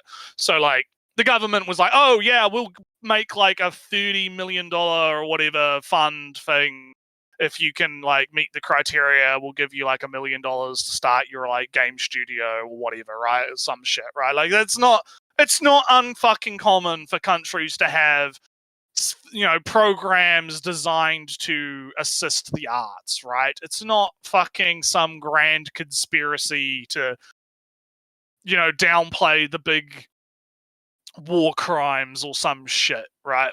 Or like no, and to look this back into the actual video topic, right? I don't think the Japanese government being like, hey, all these other countries are getting on this AI thing, maybe we should do it too, right? Maybe we need to get ahead of the curve, right? We got to get in on this so that we can not be left behind, right? It's not some fucking like grand toast conspiracy thing, right? So yeah, So, I yeah, mean, for in the same vein, right? I played some game on Steam. I don't know I forgot which one, but let's just say it's like, I'm just picking one out. Let's say it's Rise to Ruin, right? Small indie game-ish kind of deal. And if you look at if you open it up, one of the splash screens is funded by the German government, and there's a European and funded by the European Union with a European Union flag. Yeah, they can pick out funds, but also, just an aside, just governments and subsidies and funding. Oh no, government is paying for windmills. Government is also paying for the oil companies. They'll do both of it at the same time. They can fund both two contradictory things. Japan can fund the arts, and they can fund the AI that will kill the arts at the same time. It's a government. They'll do that. It's not like there's a single person in charge that determines every single funding to every person and whatever. AI created productions allowed to be made commercially, meaning you can make money on them, but the AI that is used to make them can be trained using existing material, and that includes official copyrighted works. In case I've gone over your head a little bit, how generative AI works is that you feed it a ton of existing material to learn from and adapt to. In this case, it would be pre-existing anime. Then when you ask it to make something, it looks over the data that it's learned from and uses it as a reference for the thing it's going to make. And as you can imagine, this has caused a very large debate on the actual legality of technology like this, because you are taking pre-existing materials and incorporating them into this AI that is making the thing you tell it to make. Many Japanese companies have been very outspoken about the potential infringement on their copyright, and I mean, I can't really blame them. When you have AI Disney that is beginning, it's not yeah. Japan. It's not just Disney's been trying to crack down on it. I mean, I've been critical of people because people have been like, "Oh yeah, music labels going after the AI based, cool." I mean, because we're both anti copyright, right? Because the problem is what's going to happen, right? Is they're going to strengthen copyright law, and then now all of a sudden your fucking fan art is going to become illegal because they're like, oh yeah, this AI stuff's it's a problem. We'll just make you can't make secondary works anymore, right? Like just fuck it, So that's the worry, right? Burn down all those data AI generator centers. That's kind of solve the problem also, but but yeah, no, it's people don't think before, like they don't think in the future a little bit, right? Or like how things, you got to think about, maybe it's not necessarily a good thing to just let like the copyright law be controlled by Disney, right? it's not great. It's not a good idea, right? Yeah, you gotta think, a couple of steps. Yeah. It's like Onion saying you gotta think a couple of steps ahead, right? You gotta think about, all right, how's this gonna play out. So let's keep going. To mimic the style and designs of your characters, it can get to the point that these works can start to confuse people. Like, wow, is that actually a clip from the show? It can be kind of misleading and has led to a lot of the companies talking with OpenAI to put restrictions on its updated Sora 2 AI model. I mean, even the Japanese government warned OpenAI about this recently, now that all of these clips of AI generated copyrighted anime. Yeah, so to give some context here, because he didn't, right? When they made that whole like copyright law thing, right? I don't remember if he showed it up on the screen, right? What was it? It's actually great that we have the little thing, because I can go back in the video and try and find, where was it? What date was like that copyright thing that he flashed on the screen? Oh, here we go. So that was like 2024. So that was May 24. So that was like a year ago, right? Mm-hmm. And then a year later, basically, we got, where is it? Yeah, there we go. When was that? October 25. After right? a year and a half, they're like, never mind. Yeah, maybe that wasn't such a great idea. Yeah. So like again, I feel like he's missing that out because yeah, when it first dropped, obviously they were like, oh yeah, we got to get ahead of the curve. We got to get into this. We got to, we got to get some lore on the books, right? We got to get we got to make some decision on this early, right? They probably weren't like anticipating Sora 2 letting you have fucking Bochi the Rock fight Gojo or some shit, right? Like they're probably not thinking about that, right? Yeah. So I feel like he's kind of like doing a bit of a disservice here by not like explaining this in a timeline sense, because it's not like, oh, they were like super pro AI and then now suddenly it's like, whoops. Oh man, but anyway. About the potential infringement on their copyright. And I mean, I can't really blame them. When you have AI that is beginning to mimic the art style and oh yeah, we were, but this because I remember you said that but I know that there is a edited, a very edited version of the of a fight of Jujutsu Kaisen where Bochi just stumbles into a win in some way. And it's funny, and it's original, and it's Bochi ducking and then missing a super death beam, and then she stumbles and trips, and then the other guy is killed with a big slash because she, stumbled with her guitar, which is now a super bladed weapon or whatever. And that's funny, but I'm not very impressed by what the brief 2 seconds that I saw there.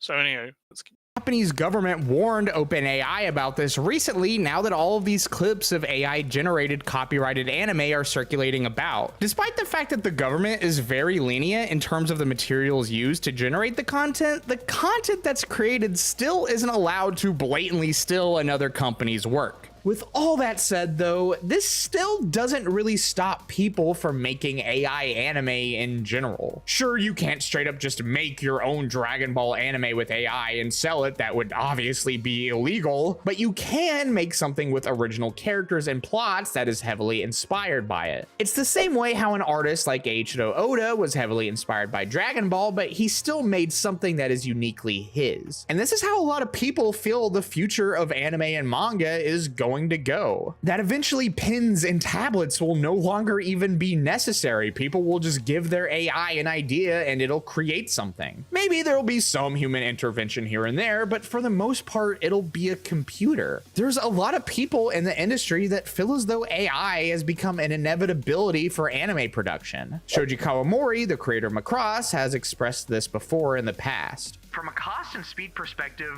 I think it's inevitable that AI is going to be used. Putting aside the controversy, this is not the same. I think it's just going to happen. Yeah, again, you need a distinction. You need a distinction here, because what is he talking about here? Is he talking about the GLSS frame gen, right? Or is he talking about fully generating the AI? Again, this is the whole problem with the entire conversation, is it's become so convoluted, right? Because people don't make a distinction between what type of AI they're talking about. Right? I can very easily because I can believe when he's talking about, AI, AI is going to be used. He's probably he could be talking about it in the perspective of in between frames and getting the draft of the manga, right? Like getting the general idea down.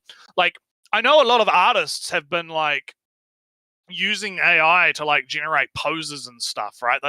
Or they'll generate like a draft and be like, okay, here's the draft of what I'm gonna draw, and then I'll draw it myself, like using that as a reference material, right? There's also been a lot of talk of people that do commissions, right? Getting they'll have people, they'll be like, hey, can you draw this? And they'll like give them like an AI generated like reference piece or something, right? To be like, hey, I'm gonna hire you to draw something based off my AI gen, right? Yeah. All that kind of thing. It's a little bit better than just using the AI though, so I'm just like... Yeah, that's what I mean. This is why I'm kind of like, there's nuance to this, right? There's a nuance to this that would be way easier to talk about if people just made the distinction, right? And was like, okay, we can talk about how the generative AI made the Sora, Bochi, blah, blah, blah is bad, right? It's big bad. But we need to have a discussion about how, wait a minute, this is actually a really useful tool for actual artists to use, right? And, I can relate it to stuff like, Clip Studio Paint, right? Because that's the one that I use, right? There's a lot of shit in there that's like black fucking magic, right? You have like fucking layer effects and all kinds of crazy fucking shit. The 3D models that you get, the pose models in Clip Studio Paint that people, can, I make use of those myself, for doing like, getting the pose in the end, maybe not the anatomy, but to at least like have like that on the screen as like a reference or even a fucking trace over, right? Yeah. Like would that be like considered bad? Like, because you didn't draw from imagination from scratch, right? You used like a program to assist you, right? I guess I don't draw. I mean, I try to draw briefly, but I gave up. I blame my schedule for not being consistent. But I do write sometimes, and I keep writing. Several writing projects all stalled horribly, but I just started with a premise, Nuretsu. Hey, Star Trek. But everything is bad.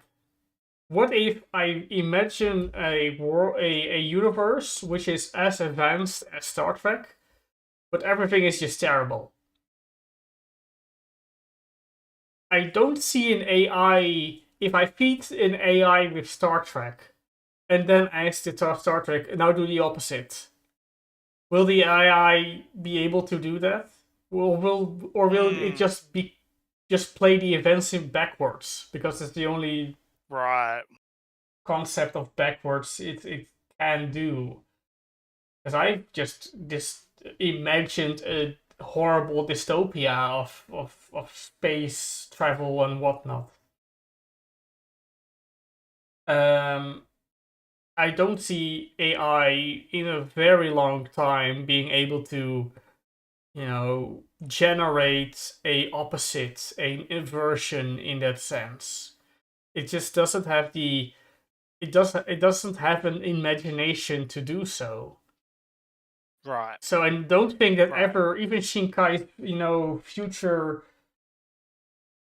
it has to be like one of those AGIs. Those mythical AGIs, where it has a consciousness and can understand and can relate and philosophize. Then you can have these stories with a theme and inversions and introspection. Until then, it will just be a parrot autocomplete thing. And in the case of, say, anime, specifically, right? Yeah, frame gen. That's kind of the thing I see most AI being used, because you kind of want to be your backgrounds be consistent. It's too much work. It's just way too more. It's way more work to try to fix every perspective problem with an AI generated background or foreground or background or whatever. Characters moving looks off unless you do it yourself. And unless and until AI learns the limit of human, anatomy, but even then suddenly you have a character that can extend legs or do weird stuff, or this One Piece character. I hear that he can extend his arms. I don't think that is part of normal human anatomy. Oh, that's a job for a human then. And of course, there are plenty of characters that don't follow, human anatomy very well. Not even just breasts, but just muscle mass, Baki style. Those are all then forever relegated to human hands to make. Yeah. So the role of AI, generative AI, not and then not the frame gen, is kind of limited in anime. in case of manga, I don't know. Consistency is such a hard problem because consistency is a fancy word we can use, right? But we break consistency all the time with perspective and angles and poses and all that kind of stuff. It all makes sense if when we look at it side by side, but to try to generate the same character in different poses, it will just look off. It Right. wouldn't fit right anymore. So I don't see that very quickly until like Shinkai's vision, like in the next 50 years plus, then maybe you can do that stuff. But I guess you can just by that point, why just don't have just a 3D model of your character and pose it? That sounds like it will go faster. Let's see. So anywho, let's do chat. All right. we got some chats. Yeah, I think most of it's on point. You know, tooling, Photoshop paper. I mean, I guess. More tools doesn't make your art less, but it maybe. Well, I there's mean, some fundamentals. Artist, bad craftsman blames tools. Good, blah blah blah blah blah blah blah. Right? You need to be able to use the tools, right? You need to know how to use the tools. Like I could like, even though I make use of those 3D models, right? It's like you got to know how to utilize them. And still have to have art fundamentals, and drawing properly. Otherwise, you're still going to look kind of jank, right? Not even taking into account art styles and consistency. Doraemon, yeah. That's the thing with anatomy. So it's the best you can do is have 3D models and then have them pose, but that's no longer AI really at that point. So anyhow, let's keep going.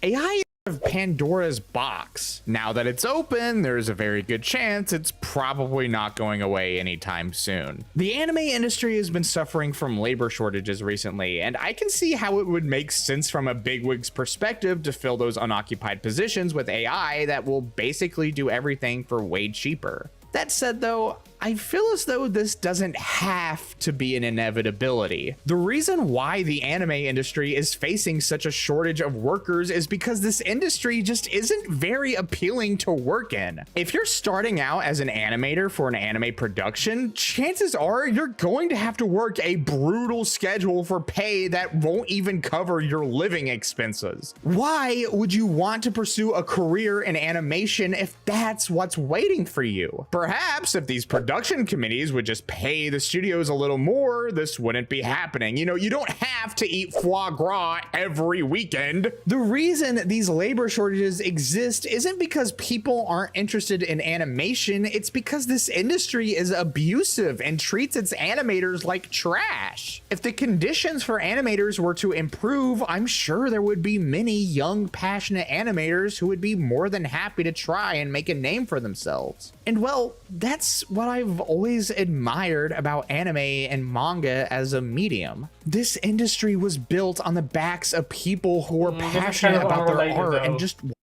He's kind of going into the tried and true. We've talked about it plenty of times before, right? The animators, they're suffering. Big old no, underpaid, overworked, big bad. True, it's not relevant really now. It's true, but at the same time, it's it's. Again, it's flip-flopping between the... I hate repeating myself, right? But it's like flip-flopping between the different things, because if he's making the point, okay, the big wigs are going to replace all of these underpaid animators with generative AI, right? Mm-hmm. Yeah, that would be shit. That's bad. Okay.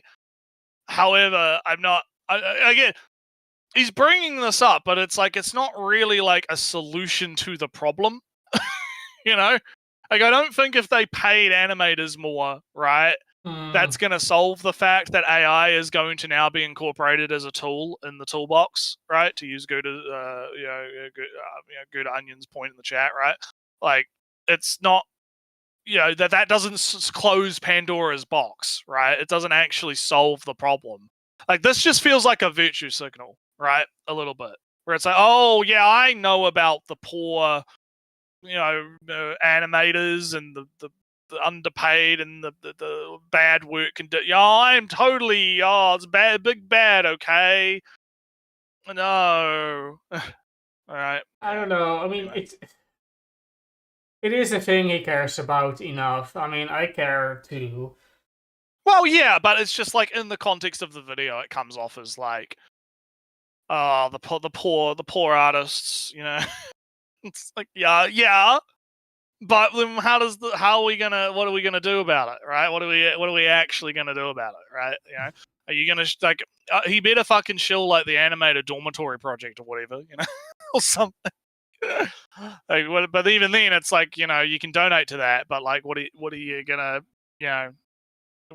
again, it's like, what are we gonna do about it? Wanted to make something that people would remember. When I think of anime, sure, I think of all the amazing characters and the incredible animation and all the different stories that have been told over the years. But I also think of the people who brought all of these stories to life. No, and you don't. sure, technological advancement has helped shape the industry as well. But no matter what, there was always a human, genuine people who were molding all of this and creating it. And when it comes to AI, it just seems like as time goes on, we're trying more and more to cut out that human element. Where's the soul, the passion, the intent, and creativity? Are we really just gonna live in a future where everything we consume is just made by a computer? Are we all just gonna be mindlessly sitting in our chairs while our personal AIs just create a never-ending stream of generated content while we...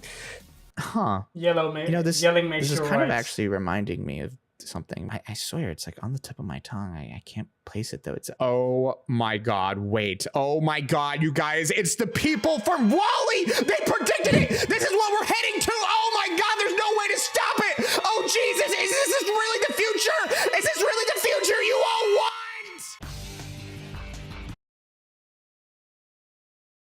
All right.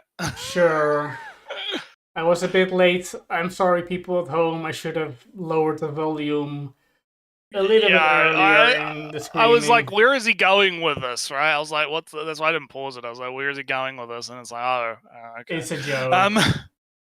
But yeah, so yeah, I guess to kind of cap off, like my only real point is that we need to have a distinction between the different types of AI if we're going to have this conversation, right?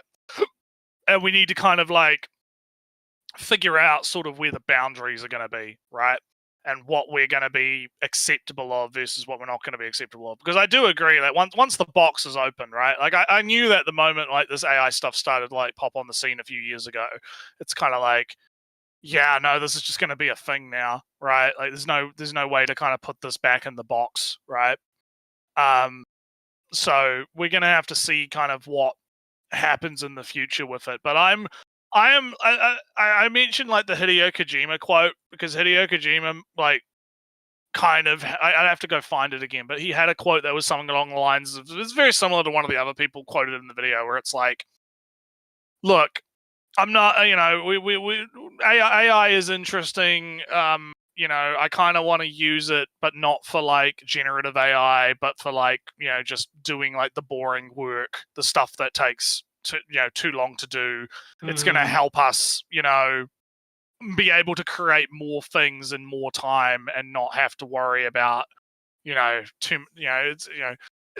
kind of thing. I kind of fall more into that side of things where I'm more cautiously optimistic, right, about it, because if you view it more as like a tool that is going to make it easy, it's almost like using a forklift versus like moving a bunch of boxes by hand, right? Yeah. The forklift obviously moves more boxes faster, right?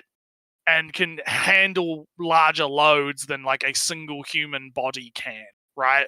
Well, not generative, but like, tool-related AI, I feel is going to be kind of like a forklift for creative endeavors, where it will be used to do kind of the stuff that takes the most amount of time while still having that human input, like the guy was saying at the end there, right?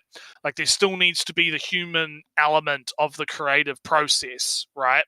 And that's where the tool side of it, I think I'm cautiously optimistic of. When it comes to like complete generative AI, I'm a bit more anti that, right? Because I do think that there is, moral and ethical discussions to be had about taking other people's work and generating artwork or animations based on, that kind of stuff. I think there's definitely a debate to be had there about it.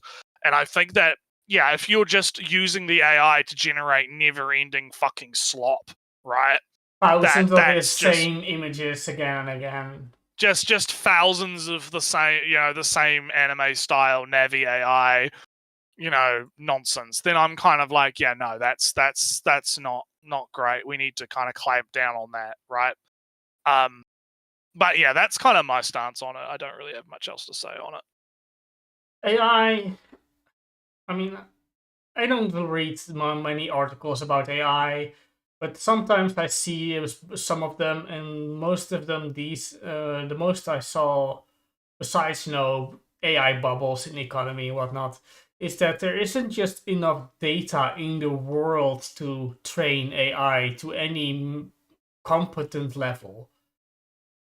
Whether it's to make a movie, make a scene, write a book, etc., etc. AI, as it is now, is just not capable to maintain its coherency, to be coherent for long enough to write a decent story. It doesn't have enough data in the world to write a actual good working program to translate a full story accurately. And that's kind of already the end of it, right? Unless the AI models become more efficient, which doesn't seem to be a priority, it will just be like this for the coming time.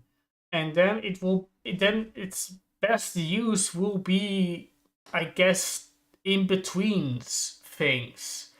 Short bridges is the best tool AI can do. That and scamming and be frauds by copying an art style well enough to sometimes convince an artist, the original artist, that it was something that they drew long time ago. And yeah, I mean, chat is talking about self-driving cars, and yeah, I once had hope for self-driving cars, Numetsu, but as the technology and then you watch some live leak China footage of the self-driving. Or no, I guess it went slower than I expected, and then I just became more aware of the untold possibilities that could happen on a road.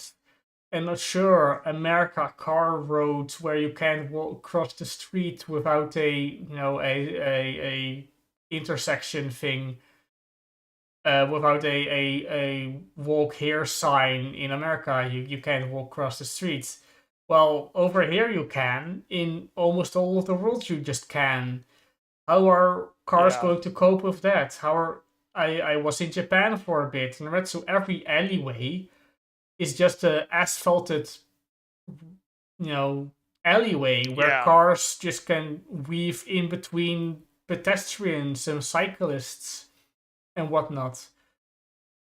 No self-driving car can ever manage driving through and around crowds like that, with all the different consideration. If there's a child next to them, if there's a dog on the leash, if the car is going slow enough for a pedestrian to overtake it, what is the self-driving car going to do? It's just in a super impractical. There's not enough driving you can do forever to capture even just the changing social norms in how you approach a car. Because maybe in 5 years people are more accepting of just walking right beside a car because it's there's an expectation that the car is safe and that the driver will stop. And maybe in 5 years after that, the expectations will be reversed. That it's expected that that the pedestrian will yield to the car. And what is that self-driving AI going to do? Is it going to update the changing social dynamics, or is it just going to rely on the millions of hours and bore through when the social contract has changed? So in that sense, no, I don't see self-driving cars in regular residential areas. I don't see an AI generating a whole anime. There's not enough training data in the world to do that. There's not going to be a button you can press to generate the whole script, because the AI will lose coherency. I guess we can move into instead of talking about fake anime, we can talk about some real anime. But I'm gonna grab a drink I was real talking quick a lot before and we not jump looking in. at chat. AI is a tool for generation. It's on per grain. And basically, I don't like the generative AI. I mean, in between is fine enough, but then self-driving cars, hacks. Hacking is not as much of a worry. I'm just more worried about what the AI is doing itself. AI is There we go. Yeah, Elon. I used to like Elon because he made cool rockets and whatnot, and then he just became more of an idiot as time went by. Look, all I'm gonna say is Grok is fun. That's all. There was a thing on Twitter, because obviously you're not on Twitter, right? But there was a guy who got into an argument about Lolicon with Grok. I'll have to link it to you. I think I might have it somewhere. If it's a Someone made a tweet screenshot, posted then about. I think I. Okay, so what happened was let me go find it actually. Okay, because I think I linked it to Lolly, so I might be able to grab it from. Shit. Oh yeah, here it is. So it was from Cringy. Cringy posted the whole thing. So the guy had a 4-hour argument with Grok. Oh, sure, argue with a bot. Yeah, and the funny part about it is that he got owned by Grok. Grok, you can't bring it up because it's there's some lolicon stuff in it, right? It'll probably get us fucked. Because it's basically it was the Little Witch Novella, right? Posted some very some interesting art. Interesting art. And so the guy was at Grok, why is this person allowed to post lollies? That's a child being depicted sexually. And then Grok's response was, fictional anime characters like Nobella aren't real children. So their stylized depictions in games don't constitute child exploitation or harm. Little Witch Nobella is an action game focused on the exploration and combat, not sexual content. Platforms like X uphold free expression.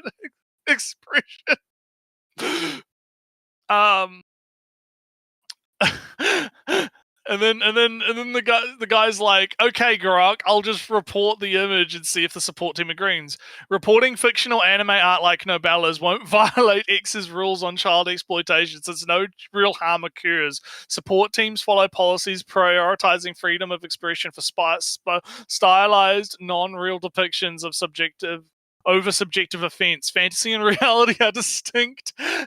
Over regulating art stifles creativity without protecting anyone. If they rule otherwise, it's inconsistent, but the game's focus is adventure, not exploitation. And this kind of just goes on. The guy just keeps arguing, and Grok just keeps fucking BTFing this guy. But this kind of reads like a pre-made statement almost. So.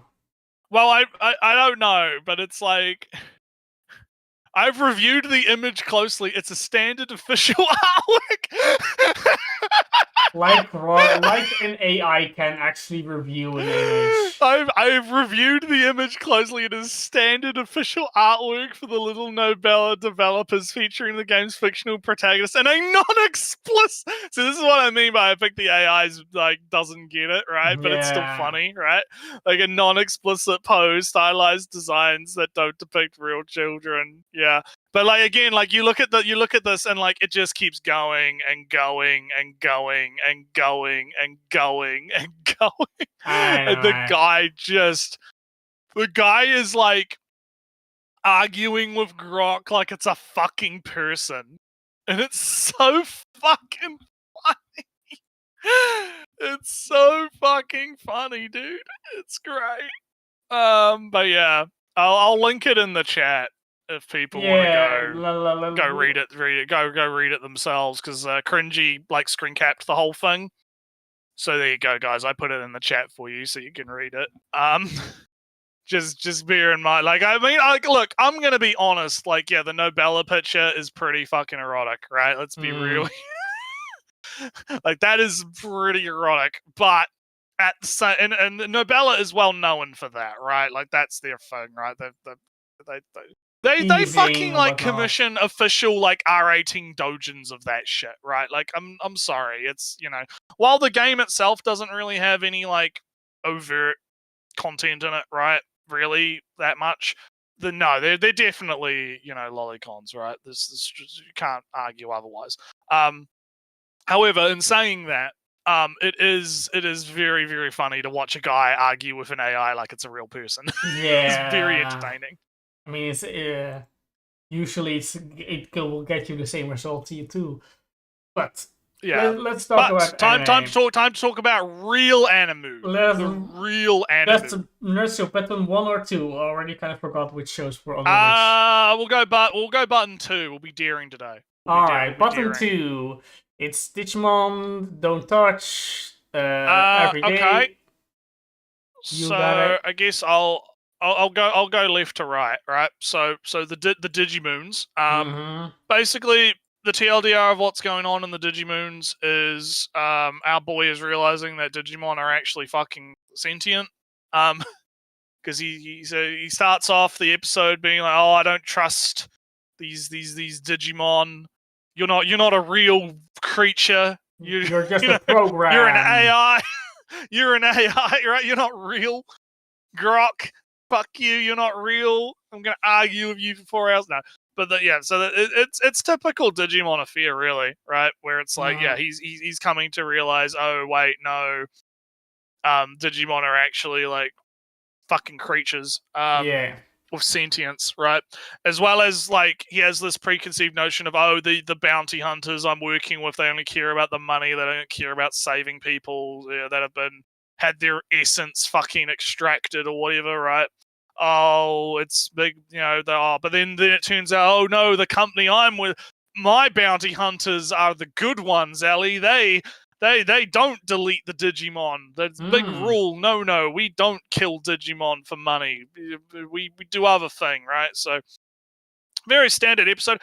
I mean, I'm kind of like glossing it over it a little bit, but it's mostly just because like I don't really have anything like in depth to talk about, right? Like there hasn't been like any like big society or big, oh, that was interesting, oh, that was kind of cool. It just seems like standard, kind of Digimon affair right now in the setup. I believe I need to check the thing because I think I heard somewhere that this, like, it doesn't list how many episodes it's going to have, but I read somewhere or I heard from a stream or something that this is getting like fucking free cores. Ooh, it's like or some a good old it's going to be episode. like it's going to be a 50 episoder. So I think what's happening is like we're getting 50 episode pacing, right? We're getting that slow burn, ease you into it, right? We're getting that kind of let's just kind of Is it continuous? It, right? There's no like 5-year break. I don't know. I'm just going off what I heard. Right. I don't actually know. But someone was saying that it was like going to have like 50 episodes. So I'm kind of like, okay, all right. Well, if it's going to be a 50 episoder, it kind of makes sense that it's a bit slow at the start, right? Because they don't need to rush, But we'll see. So far, so good. I'm enjoying it. I think it's fun. I'll be continuing to watch it. Do you want to do the girl eat the girls Yuri time? Big Yuri girls. Sure. you say, have you read the manga? Because you said you know the manga. At No, least. I have only heard Ooh. like people talk about the manga All and be right. like, yeah. All right, so kind of the main cast, the three in the poster have assembled. They are now all in the same class. The mermaid has integrated into the classroom by just kind of just saying, "Hey, here's my student record. I'm a total human and whatnot." And with some yokai magic, she has integrated and been accepted as a student. Um, our main girl is deeply suicidal and at the same time super survivor guilt, where she feels like she has to live to not waste the life that she has in place of her parents, but also fuck, why am I in life and why I'm not dead like the others? Yeah, big survivor guilt. Yeah, big not shit. not allowed to commit suicide, but desperately wants to die. Yeah. So suddenly encountering this monster that wants to eat her, oh, I don't have to do anything. She's going to kill me. Great. But unfortunately, Awesome. Lorenzo, this mermaid monster doesn't want to eat her unless she doesn't want to kill herself all the time. So this mermaid is going to rehabilitate her and give her therapy so she doesn't want to die so she can kill her. Yeah, this is vaguely what I remember from what I was like. I think I watched some video about like, up and coming manga that's really cool, Yeah, so right? it's like big drama and denying. Oh, why don't you give me what I want? You're only going to give me what I want after I no longer want it, and big drama. So the fancy girl with the short dress because she's hip and cool like that. The short skirt, I mean. Kind of Garyu, not really, but the modern, the flashy, the hip with the trend girl. Just to spoil it, she's not human either.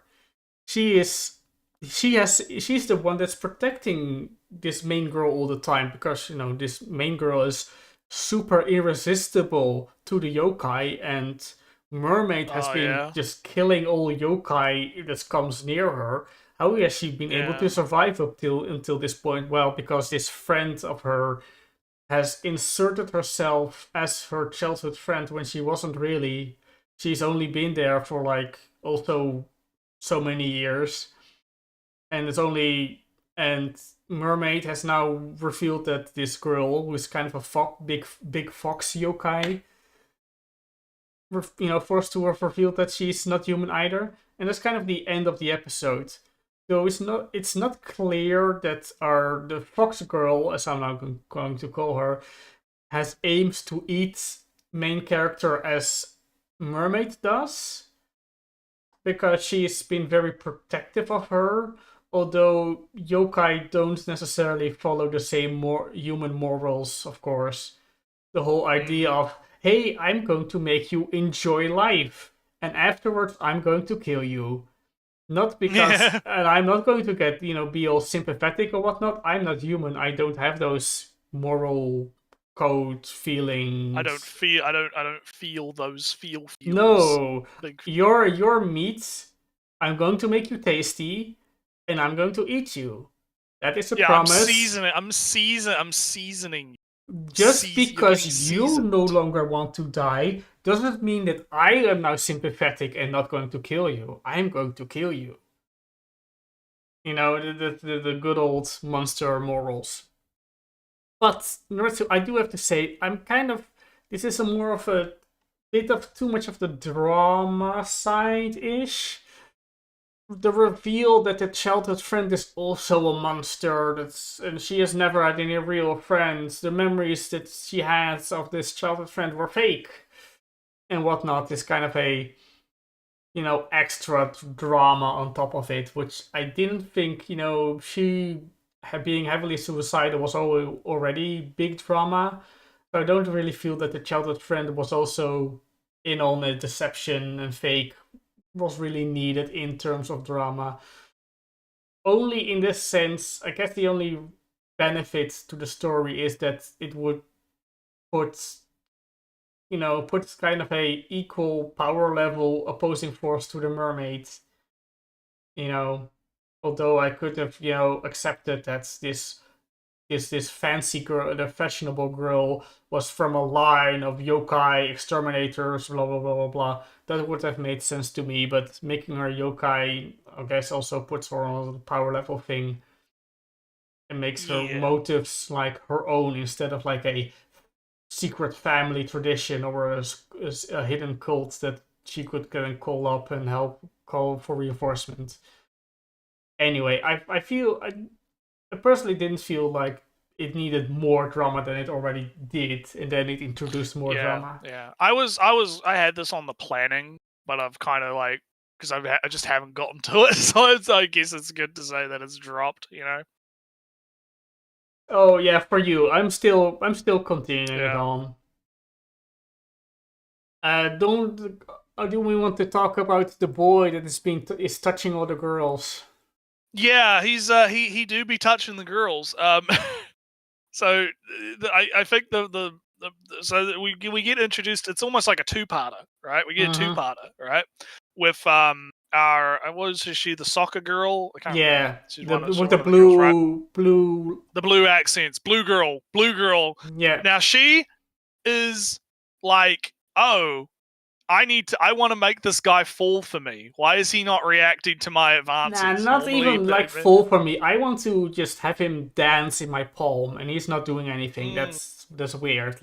I'm gonna get naked in front of him, and but wait, why is he not reacting? Well, why is he? She begins with just going topless, and just Oh no, that doesn't. Oh, let's drop these shorts. Let's drop the shorts. Oh damn, he's still not doing anything. Oh, let's drop my panties also. Oh no, maybe we should go back a little bit because that happens. Maybe yes. we should, yeah. Because let's say main girl, tsundere looking archetype girl is kind of just still accusing the main character of, oh, he ran to me when I was naked in the shower. You're stealing panties or whatever. Panties. Oh, it's big misunderstandings. No, and blue hair girl stands up for our boy. Yeah, like, hey, you put the panties in the laundry, and then he did the laundry, so it's your fault. And yeah, sure, walk in. Who cares? You got seen naked once. It's not the end of the world and whatnot. And oh yeah, he fell on pink-haired girl in her filthy room, but touch boob. But anyone would fall over. Yeah, anyone would fall over, right? In that room because it's just cluttered everywhere. So whatever. So tsundere archetype defeated. And as a kind of seductress girl unlocked. And then I feel like as kind of some hey, you owe me. She goes, I want to see you squirm a bit and being under the obligation. It's kind of like she wants control over him, basically, in a sense. And also kind of there's like this element of like, because she's like, if I want to get a boyfriend, I need to be able to woo the men, right? So she's like trying to flirt with him, basically, in a sense, right? But it's failing because he's like, no, if I react, she's going to use she's setting me up, right? Yeah. She's trying to set me up so that she can get me fired or whatever, right? But it's a funny little dynamic because, like, obviously, he's thinking that she's setting him up to get him fired, but she's actually setting him up because she wants to, have a little manslave, right? I don't really feel even just manslave.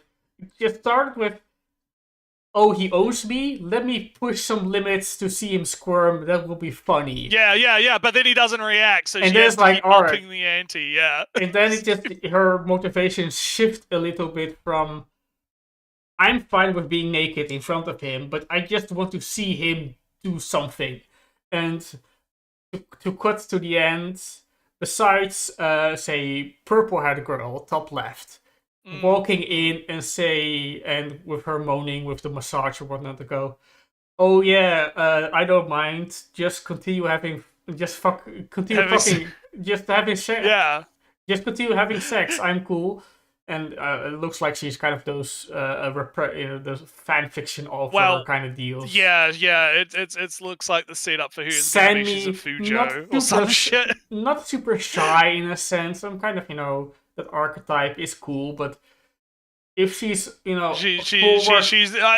guaranteeing you, like next week we're gonna be talking about how she's like a fucking doujin author on the side. Or some shit. But I kind of feel that maybe modern times maybe that it would be not a secret that she's a doujin author. Like she would have like it depends. Like we'll see what happens. Walking up to two people having sex and outward saying, "Keep going." Oh no! Please continue. Yeah, and also has the book writing down. There's some forwardness that tells me that she's not too ashamed to say. Well, we'll see. We'll see. We'll see what happens. But the basic gist is that the show's actually pretty good.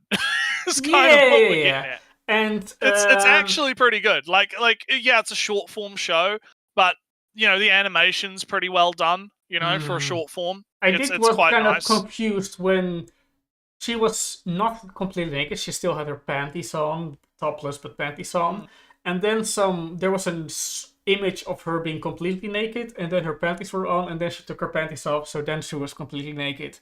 Kind of almost felt like an animation error in some way. But yeah, but no, it's good. It's a good show. Funny. I'm getting more of a vibe of the level they're at, of the dynamics, and I mean, she got a win at the end, Blue-Head Girl, where he admitted he was aroused, enticed, etc. And then she was, yes, I got my in. He's reacting. Let me see how far. He's mine now. Yeah. Let me see how further I can push him. So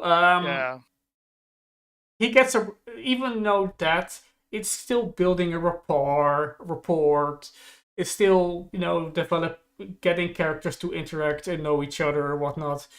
Yeah, sure, she might grab him naked, walk up to him naked from now on just to get to him. That would be fine. That would be funny. I'm cool. My worries of the first episode are mostly alleviated because the first episode was kind of iffy kind of felt iffy in that sense, but I get a feel for it. I think it's fine. It's good. Next, let me talk. Boss. Let's say you can talk about your my ordinary days. Man. My ordinary days are no more. Goodbye, ordinary days. Rip. It's gone. It's gone. It's gone. Annihilated. Destroyed. Just it wasn't my vibe completely, and with the Pokemon and applying to jobs and doing the translation all that fun stuff. Whatever, secretly watching my DSP videos, my Dark Side Phil videos. it's an ongoing thing. It also takes an hour, and my fitness, Nuretsu, an hour of fitness, or at least playing the fitness game for at least half an hour a day, also cuts in my anime watching time. So all those combined means that I'm cutting at least this show also. So, boss time. So, we are in the age of femboys. We are. Actually, we are. Have you by any chance seen the Pokemon femboy? Yeah, there's always a Pokemon femboy. No.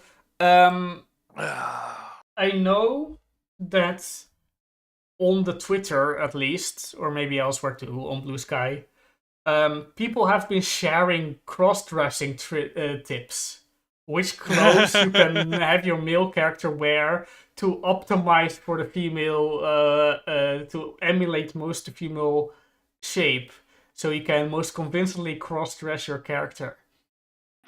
Right. And because right. there's more fanciful female clothing option, it's very easy to go the feminine route. Although there are some subtle differences.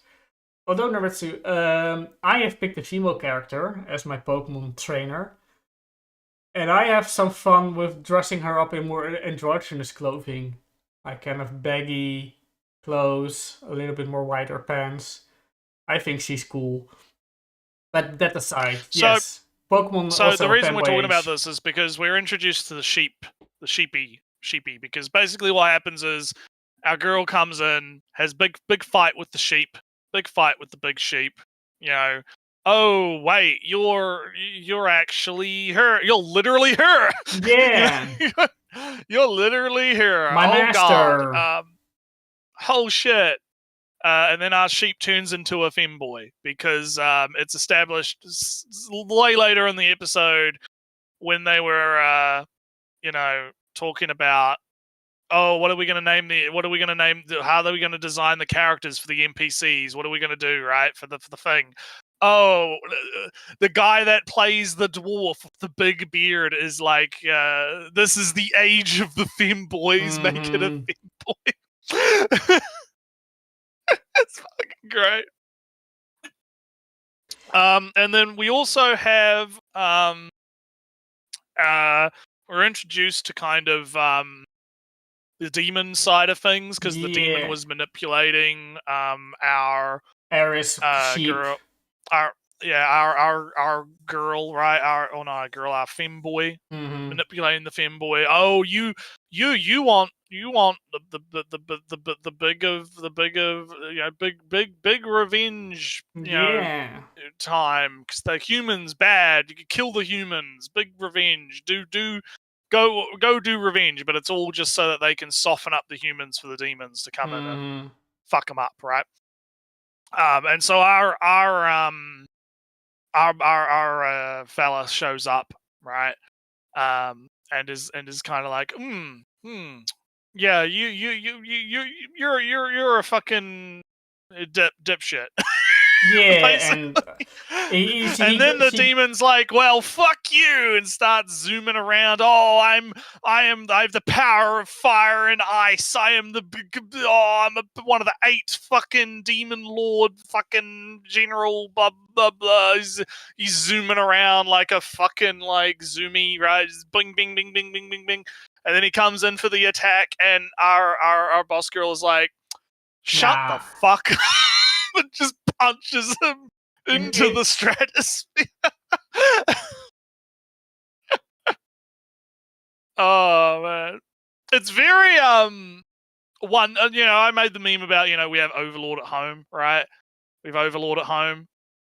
It's kind of like that, but this felt more like One Punch Man, right? Yeah, the Speed of Sonic versus One Punch thing. Yeah, very much like that, where it's like, yeah, he's zooming around. And then he's just like, punch, whoosh. Oh man. So yeah, pretty much. What happens from there is, we have a conversation with our elf guy, and we kind of establish, okay, he's not the player character; it's clearly the character, right? Mm-hmm. No, it's not the same guy, right? That they knew, right?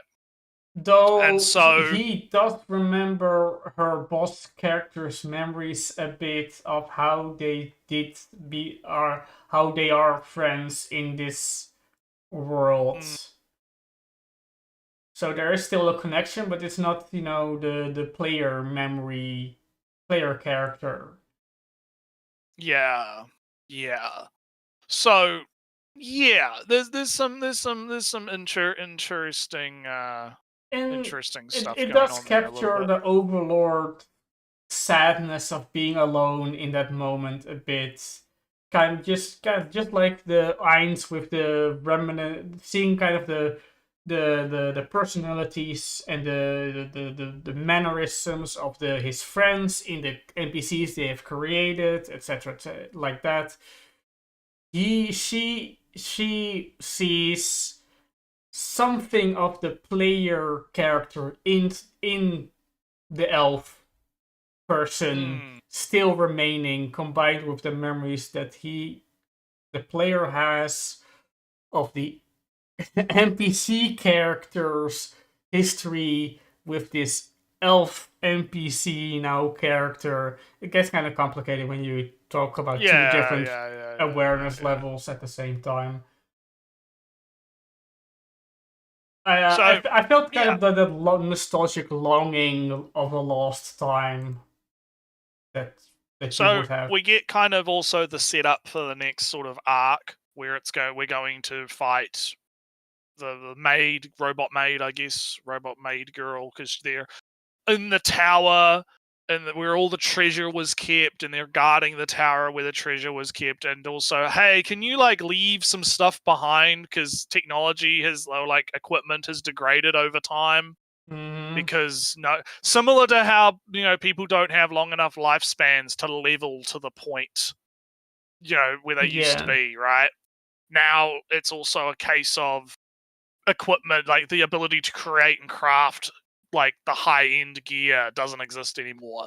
So all that high end gear you have in that like vault tower, could you like just leave some of that for us? We could really appreciate we'd really appreciate leaving that for us.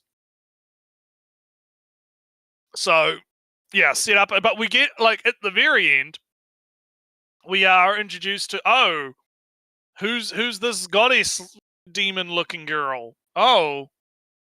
And what's she talking about? Oh, you're rolling this, because basically the guy that got punched into the Stratosphere lands. Yeah, he's I have to tell one of the 7 demon commanders that was kind of just doing the attack on the Elven city, whatnot, is suddenly big titty blonde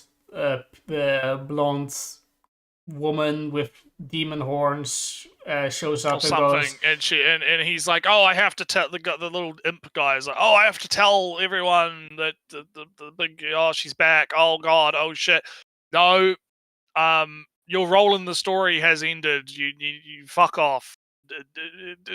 Thanos snap. It's fucking Thanos I do find it interesting that he's called Mars, the demon boy that got punched across the stratosphere. I mean, we got Ares, and now we got Libra. Yeah, so because all of the demons that were like on the boss girl side, right? They were they're all based off the zodiac, right? So you have Aries, Gemini, all the different zodiac signs, right? And then I'm guessing that the demons are like Mars, the different, the Greek kind of gods, right? Because they were named after the planets, right? So be interesting to see if they continue that theme. So what are Roman gods? Because Mars, Roman, I was getting good. I was good. I played Hades. I know now. yeah. I played Hades. I play, yeah. So basically, yeah, the different, yeah.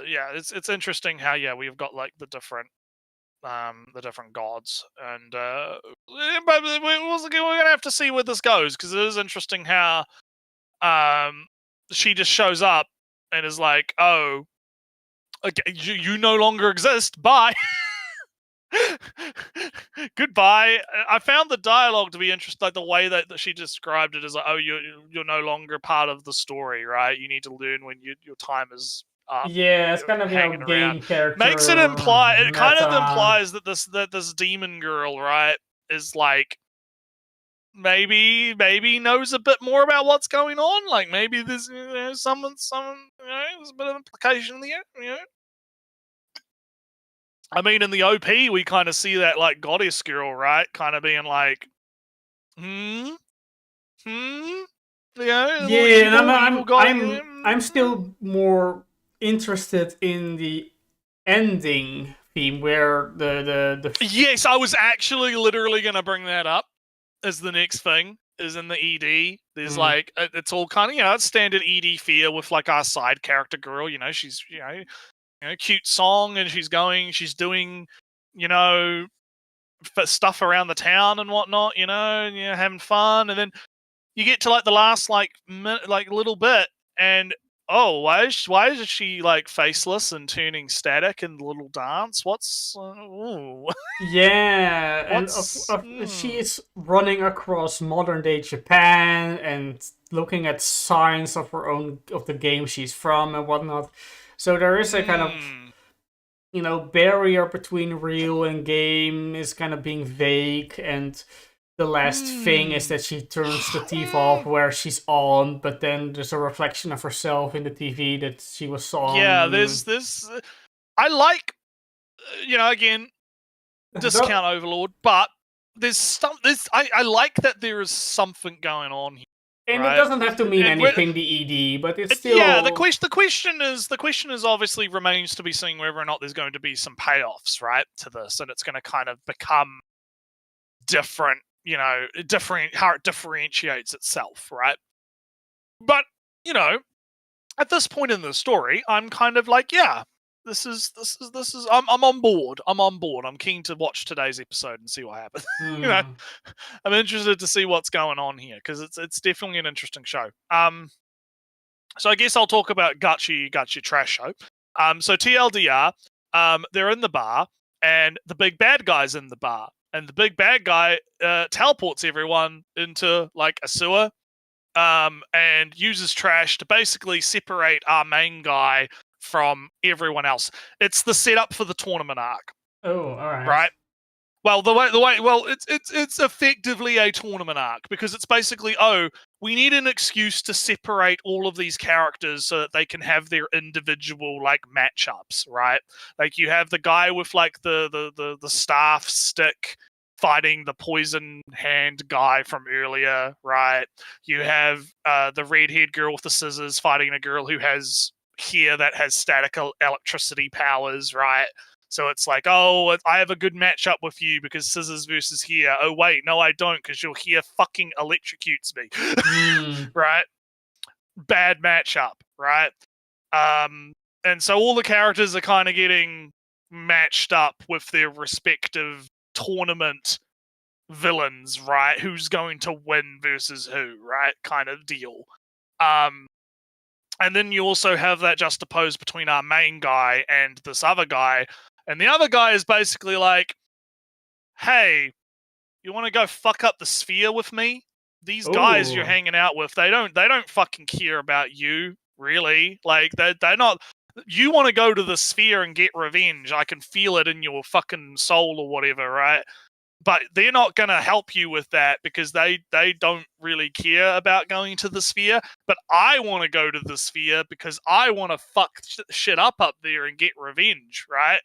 But and he doesn't want revenge. He wants to go back there, right? Well, no, our boy does want to go there for revenge. He wants to go there and fuck up the pit because they tossed him off the fucking. Yeah, I mean, right? I kind of forgot. I thought he was still Okay. Quick recap.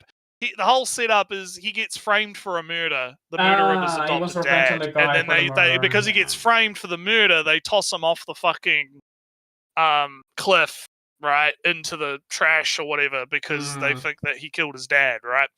And so he wants to go up there to basically get revenge on them for being fuckwits, basically. And so essentially, yeah, our villain guy, he's like, I don't like waste. And talking about he's very like no waste in his speech, right? Don't talk to me about irrelevant shit. We're having a conversation here. One side asks a question, one side answers a question, da da da da da, right? Because obviously our boy is like worried about foot smell girl, right? Because the guy's got her shoes, right? What did you do with foot smell girl? Why do you have her shoes? What's going on, right? And the guy's like, shut the fuck up. This is not what we're talking about right now. This is not what we're talking about right now. We're talking about you, me, revolution. Now, let's go. Come on, bro. Yes or no? Right? Yeah, yes or no. Yeah, basically, yeah. No waste in the conversation. We need to hash this out right now, right?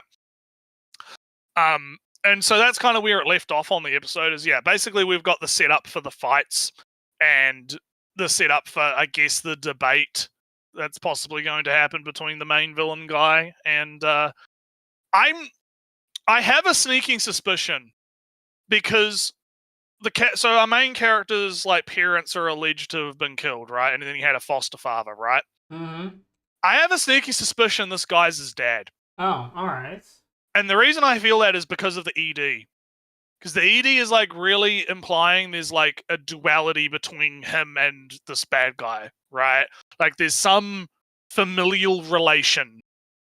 Like maybe he's an uncle or something like that. Just because like it's hard to describe without having you like see the ED.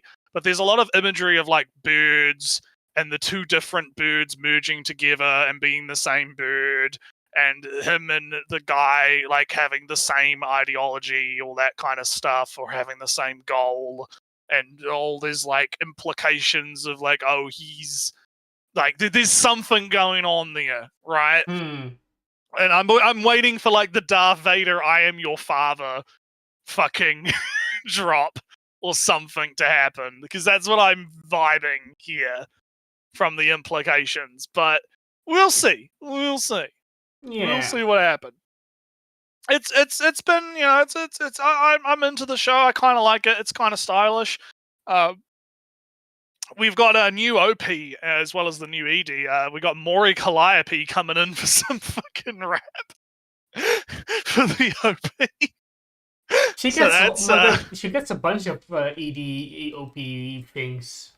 I mean, she's not bad. Like I preferred the original OP though, because it was a bit more of like a hard rock kind of trash punk vibe. You know, it was kind of liked that one a little bit more. I understand why they went with Mori Calliope with the rap though, because the show is very it's very kind of gangster coded, I guess. You know, like graffiti and you know that kind of like vibe. It's kind of got that sort of vibe to it, so I can kind of see why they went with rap. It's got that kind of, you know, hood vibe, I guess would be a way to put it. Yeah. So yeah, that's that. I'll update on that when we update on that. Let's talk about incest, because we all a bunch more of them. So much incest. This show, dude. This show feels like, because it's PA Works, right? Like who's directed this? Because someone. My man has got some fetishes, all right? I'm thinking there's something's going on here, all right? I'm just saying. Yeah. But also, big polygamy. Yeah. Big polygamy. Is it polygamy? Polygamy. Yeah. Polygamy. There is some fucking like, what the fuck is going on here, right? What do you mean by this, right? What do you mean by this is kind of my feelings right now. Because like the TLDR is okay, because it's obviously 2 episodes, right? Since because we skipped a week, right? They save the girl who's the artist, right? Artist girl saved. Her parents made banned books. Meanwhile, blonde android is almost forcing herself on him until he agrees to marry her, and he doesn't really, but there are reasons. She's like, there's reasons, big reasons going on. Our fucking artist girl now wants to, what's it called, Elsa or whatever? Yeah, Elsia, or however you say it. But we need to do harem marriage. Big, come on, please do it. Let's go. We can do it. It's fine. And the guy's like, no, I don't want. Everyone's obsessed with marriage in this show. It's fucking like crazy. Relationship. It's the relationship thing. Also, quick mention: legal slavery as crime punishment or debt repayment is back like good old Roman or biblical times. Yeah, it's like indentured. It's an indentured servitude kind of you know, thing. I was like, all right, story, are you going to present this as a nicer way? But no, it's just as bad as it always has been, isn't it? Yeah, well, yeah, it's kind of it's I mean, this story has been pretty wild with the changing of the social dynamics and I mean, codes. yeah, I agree. But I think on one hand that makes it interesting. Like I'm memeing about it, right? I'm memeing a little bit about it, but at the same time, I do think like the angle of like examining these social norms through like a different lens is actually kind of fascinating. Yeah. Right? Like taking something like marriage, right? And instead of being like, okay, so we have our concept of marriage, but let's look at like an alternative concept of marriage, right? This idea of where it's like, oh, you can have like 5 people or whatever that are your partners for, and you could, there was something in the most recent episode where they talk about like from the perspective of like the people in this time, right? The idea of like having exclusivity, yeah, because like the painter girl is discussing marriage with the blonde girl, right? The blonde android. And the android is like explaining, oh yeah, marriage is like exclusivity, right? You have one person that you marry for like your life and sexual relationship and all that stuff and stuff. And the painter girl is like, that doesn't really make a lot of sense to me because like, wouldn't that be like lonely? Like because the moral foundations are different in this future, right? Like the idea of the exclusivity feels alien to them because you have a situation where, oh, wait, no, I could have more than one person that I dedicate myself to. I don't need to be exclusive to one person. Why would I limit myself, right? Arbitrarily. It seems kind of weird, right? So, and I find that kind of exploration of the topic of marriage, right, to be very fascinating. I think it's an interesting idea. Even if it does kind of come off as author / director / writer's fetish unintended projection kind of a little bit. Yeah, but it's still for me at least. I am still interested enough in the dynamics. Just to note, because it's fun to note, the artist girl is short and has giant breasts, so she is off-lowly added to the harem. To the Elsha. Yeah. And it's semi funny how, all right, she's just wearing her, how do you say it, folded. Oh yeah. Or folded in panties and her bra thing, and then he's kind of put some clothes on. Oh yeah, sure. I just drape this cloth over one of my shoulders. Cloth. And now I'm dressed. Yeah. Still walking in a bikini, but just wearing a quarter toga over her shoulder. That's her incomplete outfit. Funny, yeah. But anyway, that's the end of episode 2. Episode 3 is them going to a festival, a kind of a matchmaking festival, and they're like... they've gone to a new town, and we're kind of introduced to, like, the mafia. We're introduced to the mafia, and there's, like, a brother and sister that are fighting for control to be head of the mafia. Dad is the father. Yeah, because there's a big, like, death game going on where all the mafia people are, and, like, whoever survives gets to inherit the... But also, if you're getting Elshad married, if you have a partner, then you get the Yeah, because you need to continue the bloodline, right? Family bloodline type stuff, right? But the spanner in the works though is the brother and sister fucking love each other. But they can't admit it because they have their own reasons. So they go to this matchmaking party, and Naruto, I found it hilarious. They had like question answer conversation topics on cards, and their name on their a sign with their name on there. It's like speed dating. Yeah, it's absolutely things. Speed dating. Getting speed dating Elshad, polygamy marriage with their dumb questionnaire cards. I found it very funny. And I found their incest relationship thing was well enough where she goes, "Oh damn, my brother is the better one. He's such a good at negotiating and supporting and whatnot. But he's Doing too all kind. the He wants to things, help yeah. everybody. So to prevent him from doing that, blah blah blah. So I will be the boss." And then he goes, "Oh, I want to help my sister so much because I'm a good guy like that. So I have to be the boss to help my sister." So they both just want to help. And you just end up sitting there like, just fuck already. Basically. And just fuck. and just for the small caveat, for this ruse, this ploy, the android that looks like our main character's sister Gets really fucking wasted.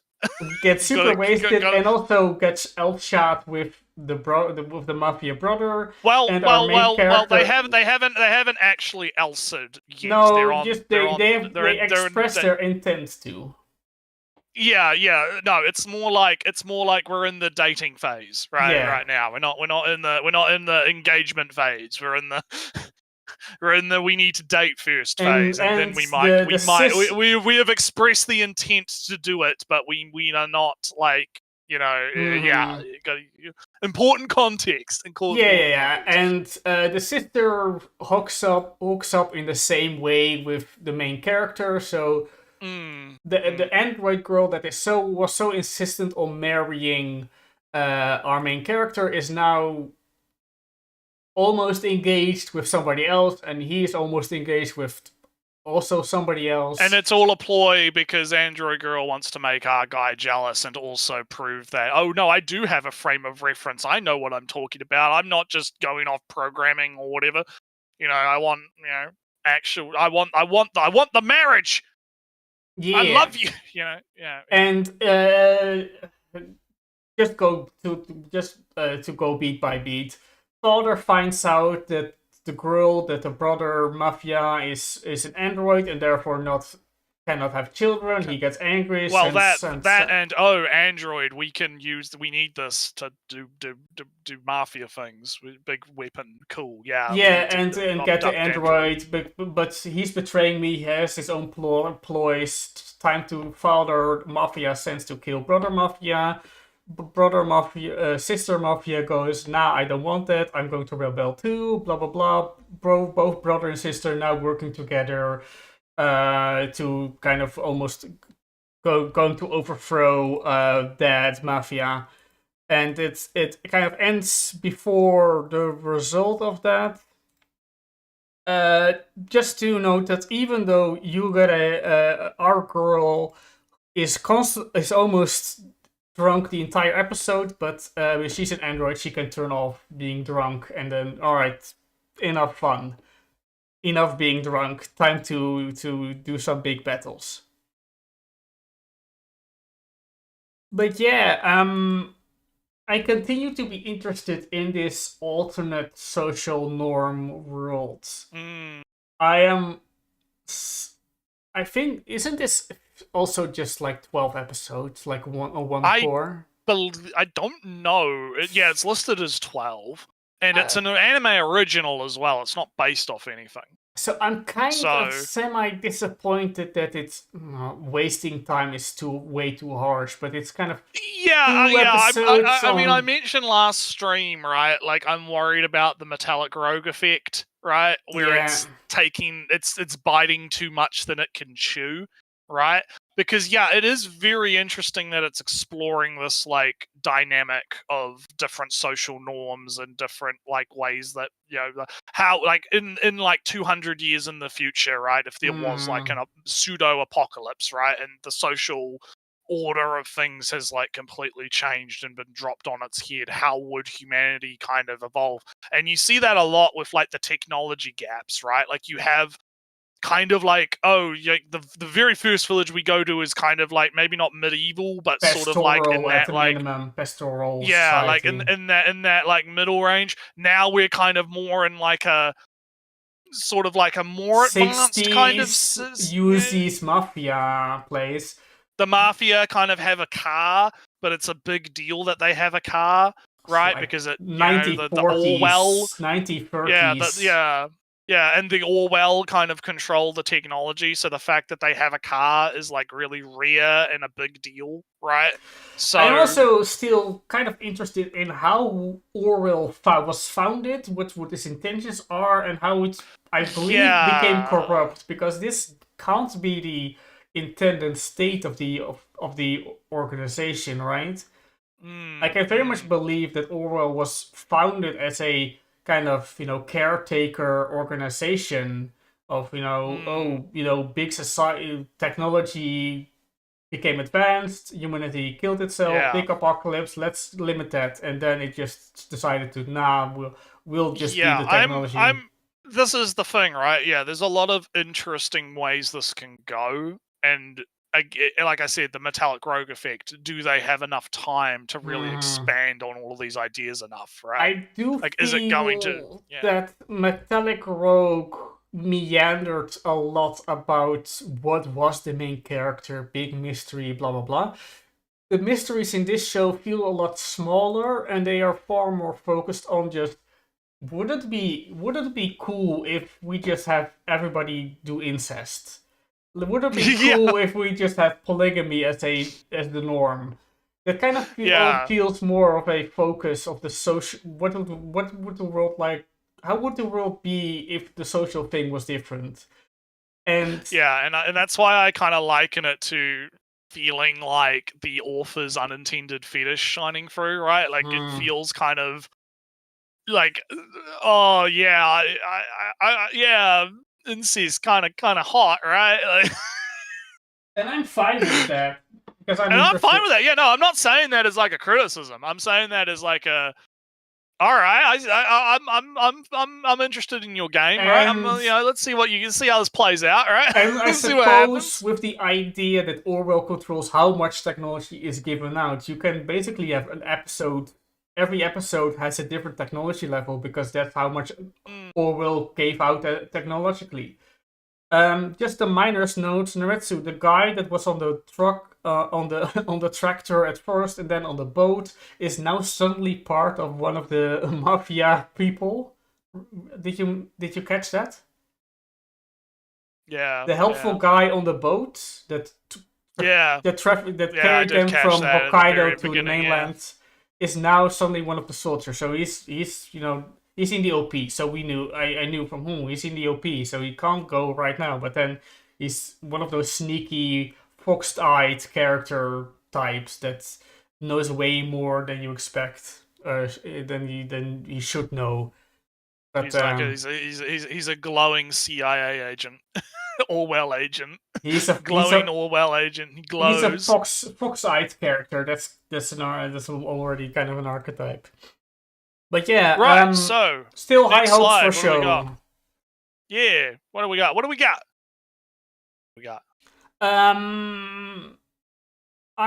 me talk about bottom, the lower right. Isekai Quartet. Naretsu. It's funny. It's I've heard it's.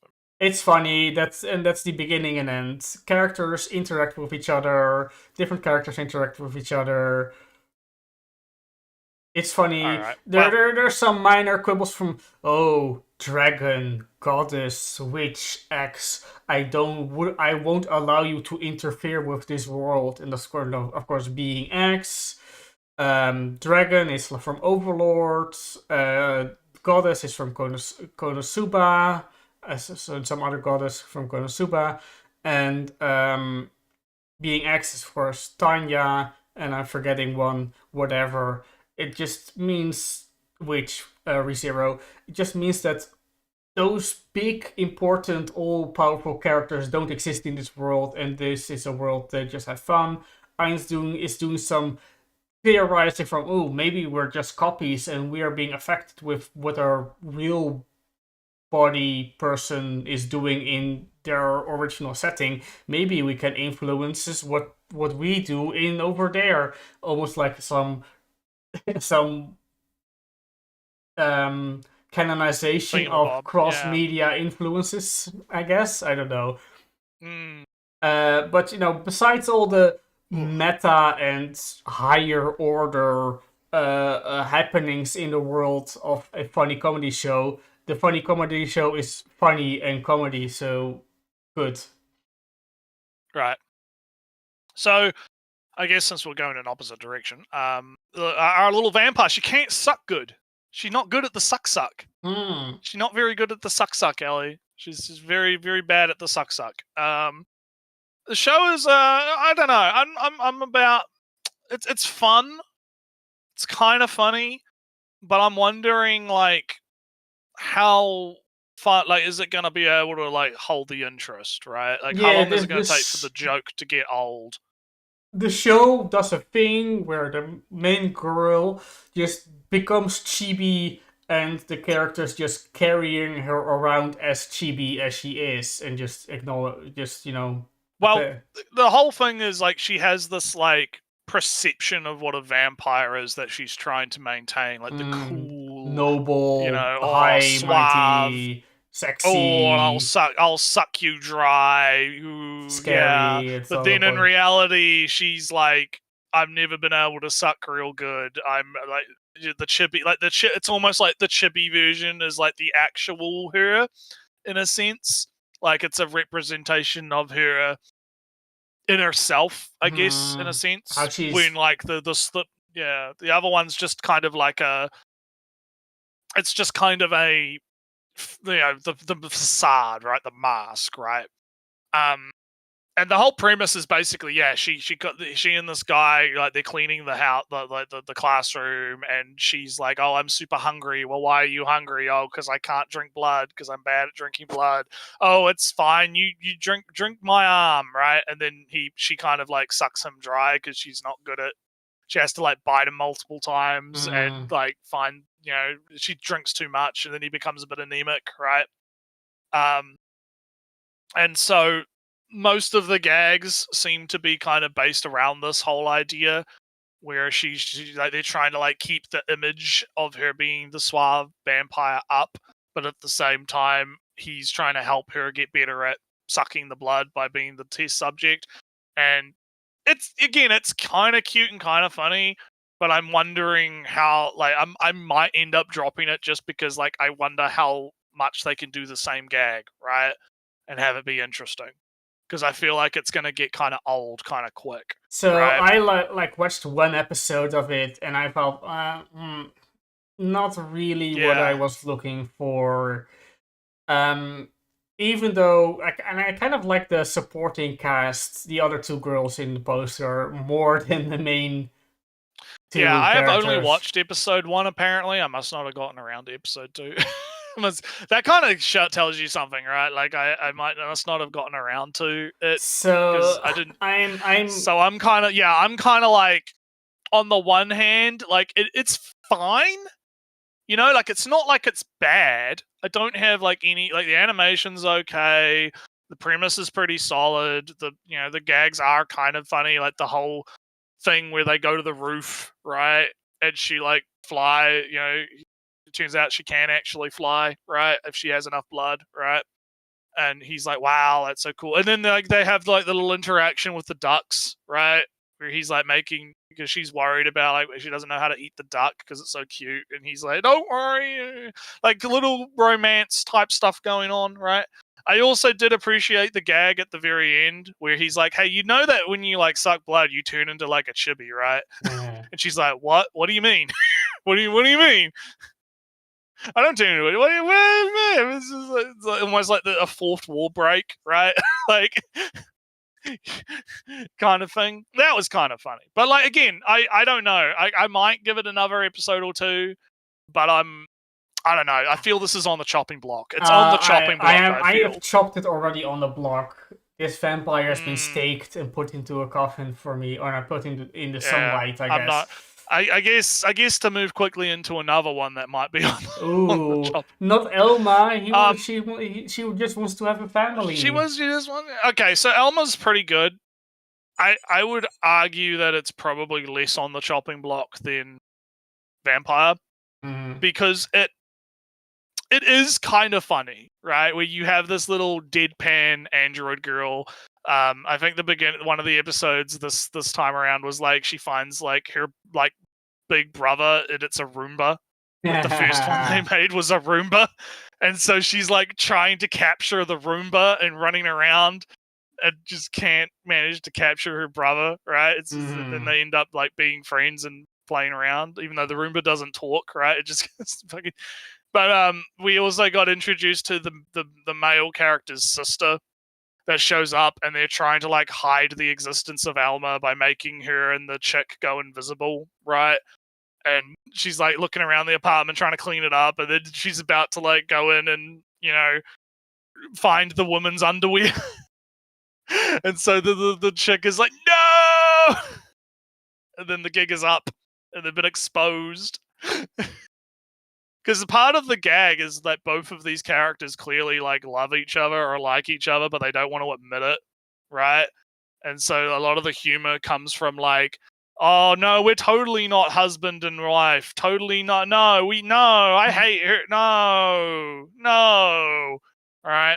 And again, kind of falls into a similar vein of like how many times can you do the gag, right? But I'm kind of sticking around because I'm intrigued with like more characters showing up that might have more interesting gags, right? Like there was like in the OP, there's like a android girl with a giant arm, and there's like different other android girls that might show up, right? So I'll maybe keep up with it, but it's also one of those shows that's hard to talk about because a lot of it's like just describing the gags, right? And describing like what's happening. I guess I'll jump straight into My Hero Academia because I can really quickly get through that. Big fight still going on. All Might gets saved by Bakugo, who comes back and he's like figured something out about his quirk, and now he's fighting All for One. It's big explosions and it's cool. It's fine, right? That's pretty much what's going on in Hero Academia. At the moment, it's good. It's fine. Yeah. So do you want to talk about one of yours, or do we want to go to one? Yeah. Touring after the apocalypse. I'm getting more of a vibe what the show is about. It's like there's some hints of Earth got big radiated, so be careful for that.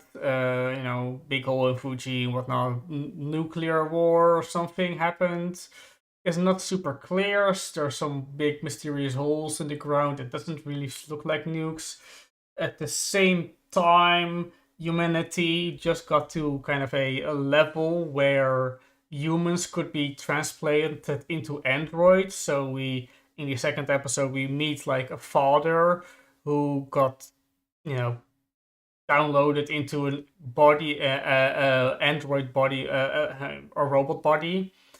And as a kind of a medical treatment, and kind of he kind of also had amnesia, but then remembered again his family, and in good old Iyashike, in good old post-apocalyptic vibes as it does, he gets invited to go on with the tour with the other two girls because he doesn't have any legs. He's just a torso and arms and a head. But then he goes, nah, I'll just stay here and have my battery run dry, and then I'll fall into the sea. I guess I'll die, I guess. I guess I'll die. Yeah. As kind of a, the world is about gone, about dead, right? And I'm here alone, my family's already dead, so I'm going to die, enjoy my family, that kind of deal. It feels very Girls' Last Tour. I mean, that's also that's the same Iyashike genre. It is very much like the vibe, like you describing that. It sounds very similar to what was going on in that, where it's the world's basically gone. There's not really any humans wandering around, right?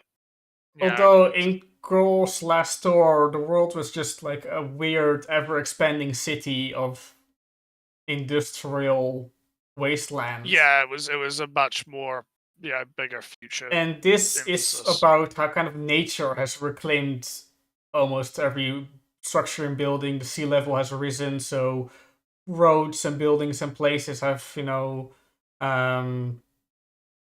have been submerged. And they go through it's revealed that our main girl was in a bunker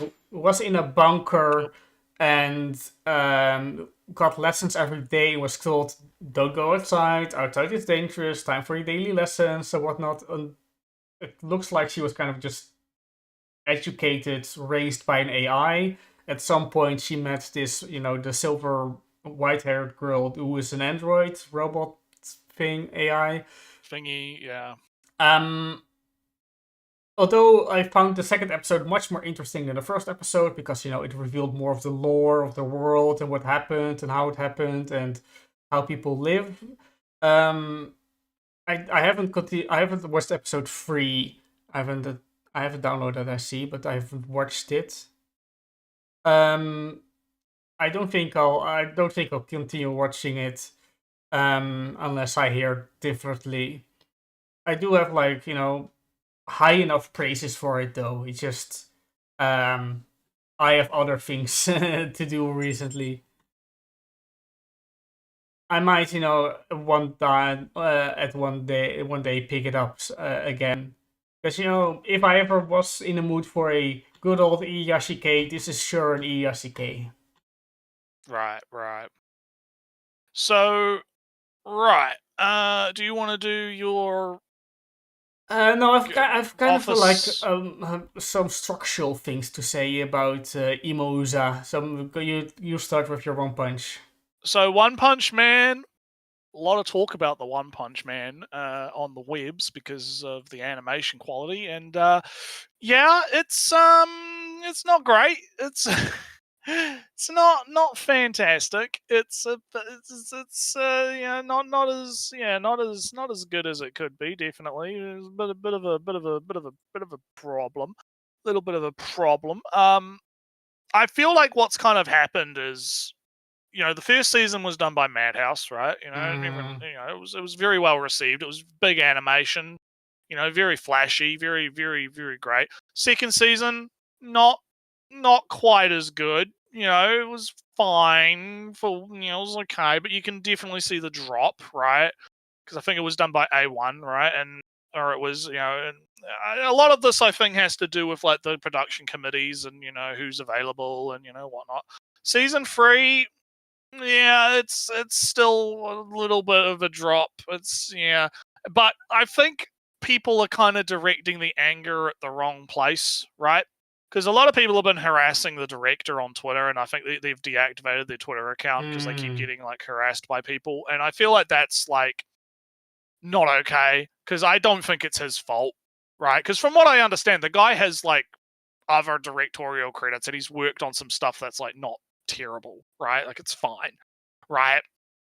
So I don't really think I don't like this whole like, oh, we're gonna put all the blame on like the one man, right? The one guy, the director man, like because I think that the real blame should go to the production committee that's allegedly hiring like weird outsourced animators and like hiring animators and then firing them midway through and getting new animators and doing like allegedly there's a lot of really shady stuff going on basically with this production, right? It does feel like that's Twitter probably rumors though at the moment. It does. That's why I'm only bringing it up as allegedly, right? Allegedly there's like some stuff going on with the production of this, right?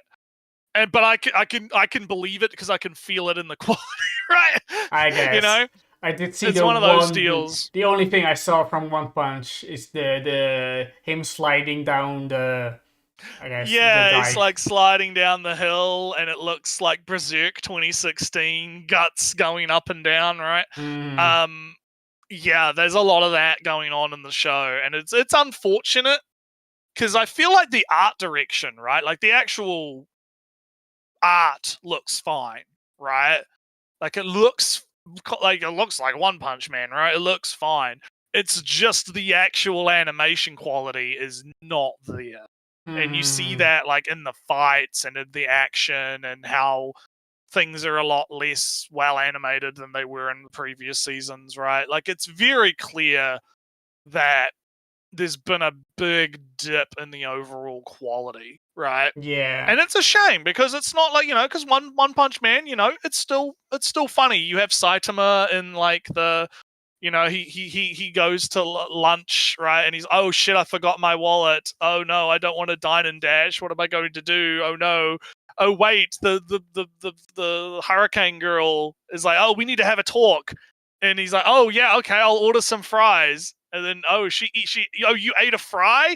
Oh, cool, you can cover the bill. Oh, wait, someone else is dining and dashing. Oh, I'm going to go. I'm a hero. I'm going to go deal with that. You stay here and you can handle the bill. Oh, yeah, you ate one fry. It's on you. It's on you now. Yeah. So yeah, funny. It's still good. It's still One Punch Man, right? It's still got the writing is still good, right? It's fine. It's just, I think the animation definitely has taken a dip and it's a disappointment. But I think people are overreacting, right? Like, I don't think it's as bad as a Berserk 2016. It's in between like that and like mediocre, right? Like, it's like average. Like, if you imagine, like, I don't know, what would be like an example of like crazy good animation?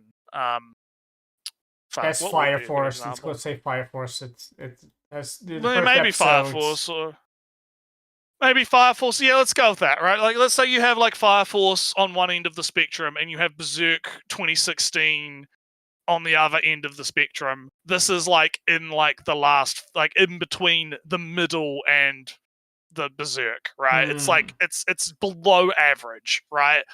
But people are kind of like acting like, oh, it's this fucking terrible, oh, it's horrible, and I'm just kind of like, this is This is your Pokemon ZA. yeah, kind of. It's like I don't really think it's that bad, right? It's like it's bad, but it's not like it's not bad enough for me to like like it's not X-Arm bad, right? Yeah. it's not that bad, right? It's but anywho, I guess so you've got structural things to talk about with your show here. So like the first we talked about the first episode a bit, right? Or did we forget? Alright, they all like game devs. The group is game devs. They're all like on the 5th floor of an apartment complex, so they're like their collective name is like the 5th floor brigade or something like that. And our main character is kind of the center core of the group. He's also like the smart coder guy. No, not the coder guy. He's the core of the group, and then the girl on the cover is like the voice actor, and then the teacher of their class who's also living in those apartments. It's like the artist, etc., etc. And the story is, I thought it would just be like her and main character and dynamics and maybe some game dev included in that. But they introduced this new girl who was bullied on her last school and is now dealing with some insecurity things. And our main character is forced by basically the publisher to have this girl pretend to be the boyfriend, and she hates it, so she doesn't agree with it, and she's standoffish, distant, because, bullied and insecure and forced in this weird situation, rebelling against the decision. And it's not the vibe where I actually came for. I thought I would just be happy with him being annoyed with the list of sisters friends thing. I thought that would be interesting enough. Then was game dev. Alright, he's a super game dev, super secret, multi-million selling game dev guy. But then there comes this contrived romance rivalry thing with a pretend girlfriend boyfriend. And thus far, right, the annoying sister hasn't been really annoying as much, because she was just having fun, teasing the main character. Yes, she has not expressed any kind of real romantic feelings towards the main character, not really even being bothered by him having a girlfriend, fake or real as it is. So I'm kind of more disappointed that this romantic comedy aspect isn't really there. It's far more about this solving insecurities thing. And I don't know, I think just stuff like Bocce is more fun and interesting and maybe way more over the top. This is more realistic with dealing with how do you force somebody who was bullied at school to go to school again, and all the fear of her in dealing with classmates and or voluntarily retracting from all social interactions with her fellow classmates. How do you do that? It's not a really fun topic, and unfortunately I kind of came to this show for funny time with annoying sister, kind of maybe like more of a Kazuma and Megumin vibe of they feel like kind of arguing siblings at times. I kind of was there for more that kind of deal. So I mean, I watched like 3 episodes. On the end of the 3rd episode, there's like a big party in which we invite the anxious girl to help her to get over the things, and we had a talk that, and we kind of already came to the conclusion that she was going to try to socialize at school, etc., etc. So the show should start in earnest now.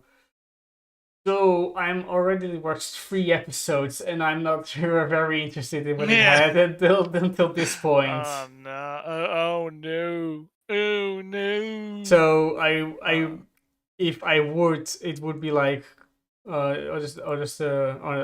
All right, let's say we're gone and not that one, gone and it's all like this is the wrong poster. All these shows that are on the chopping block. Gone and Usai gone.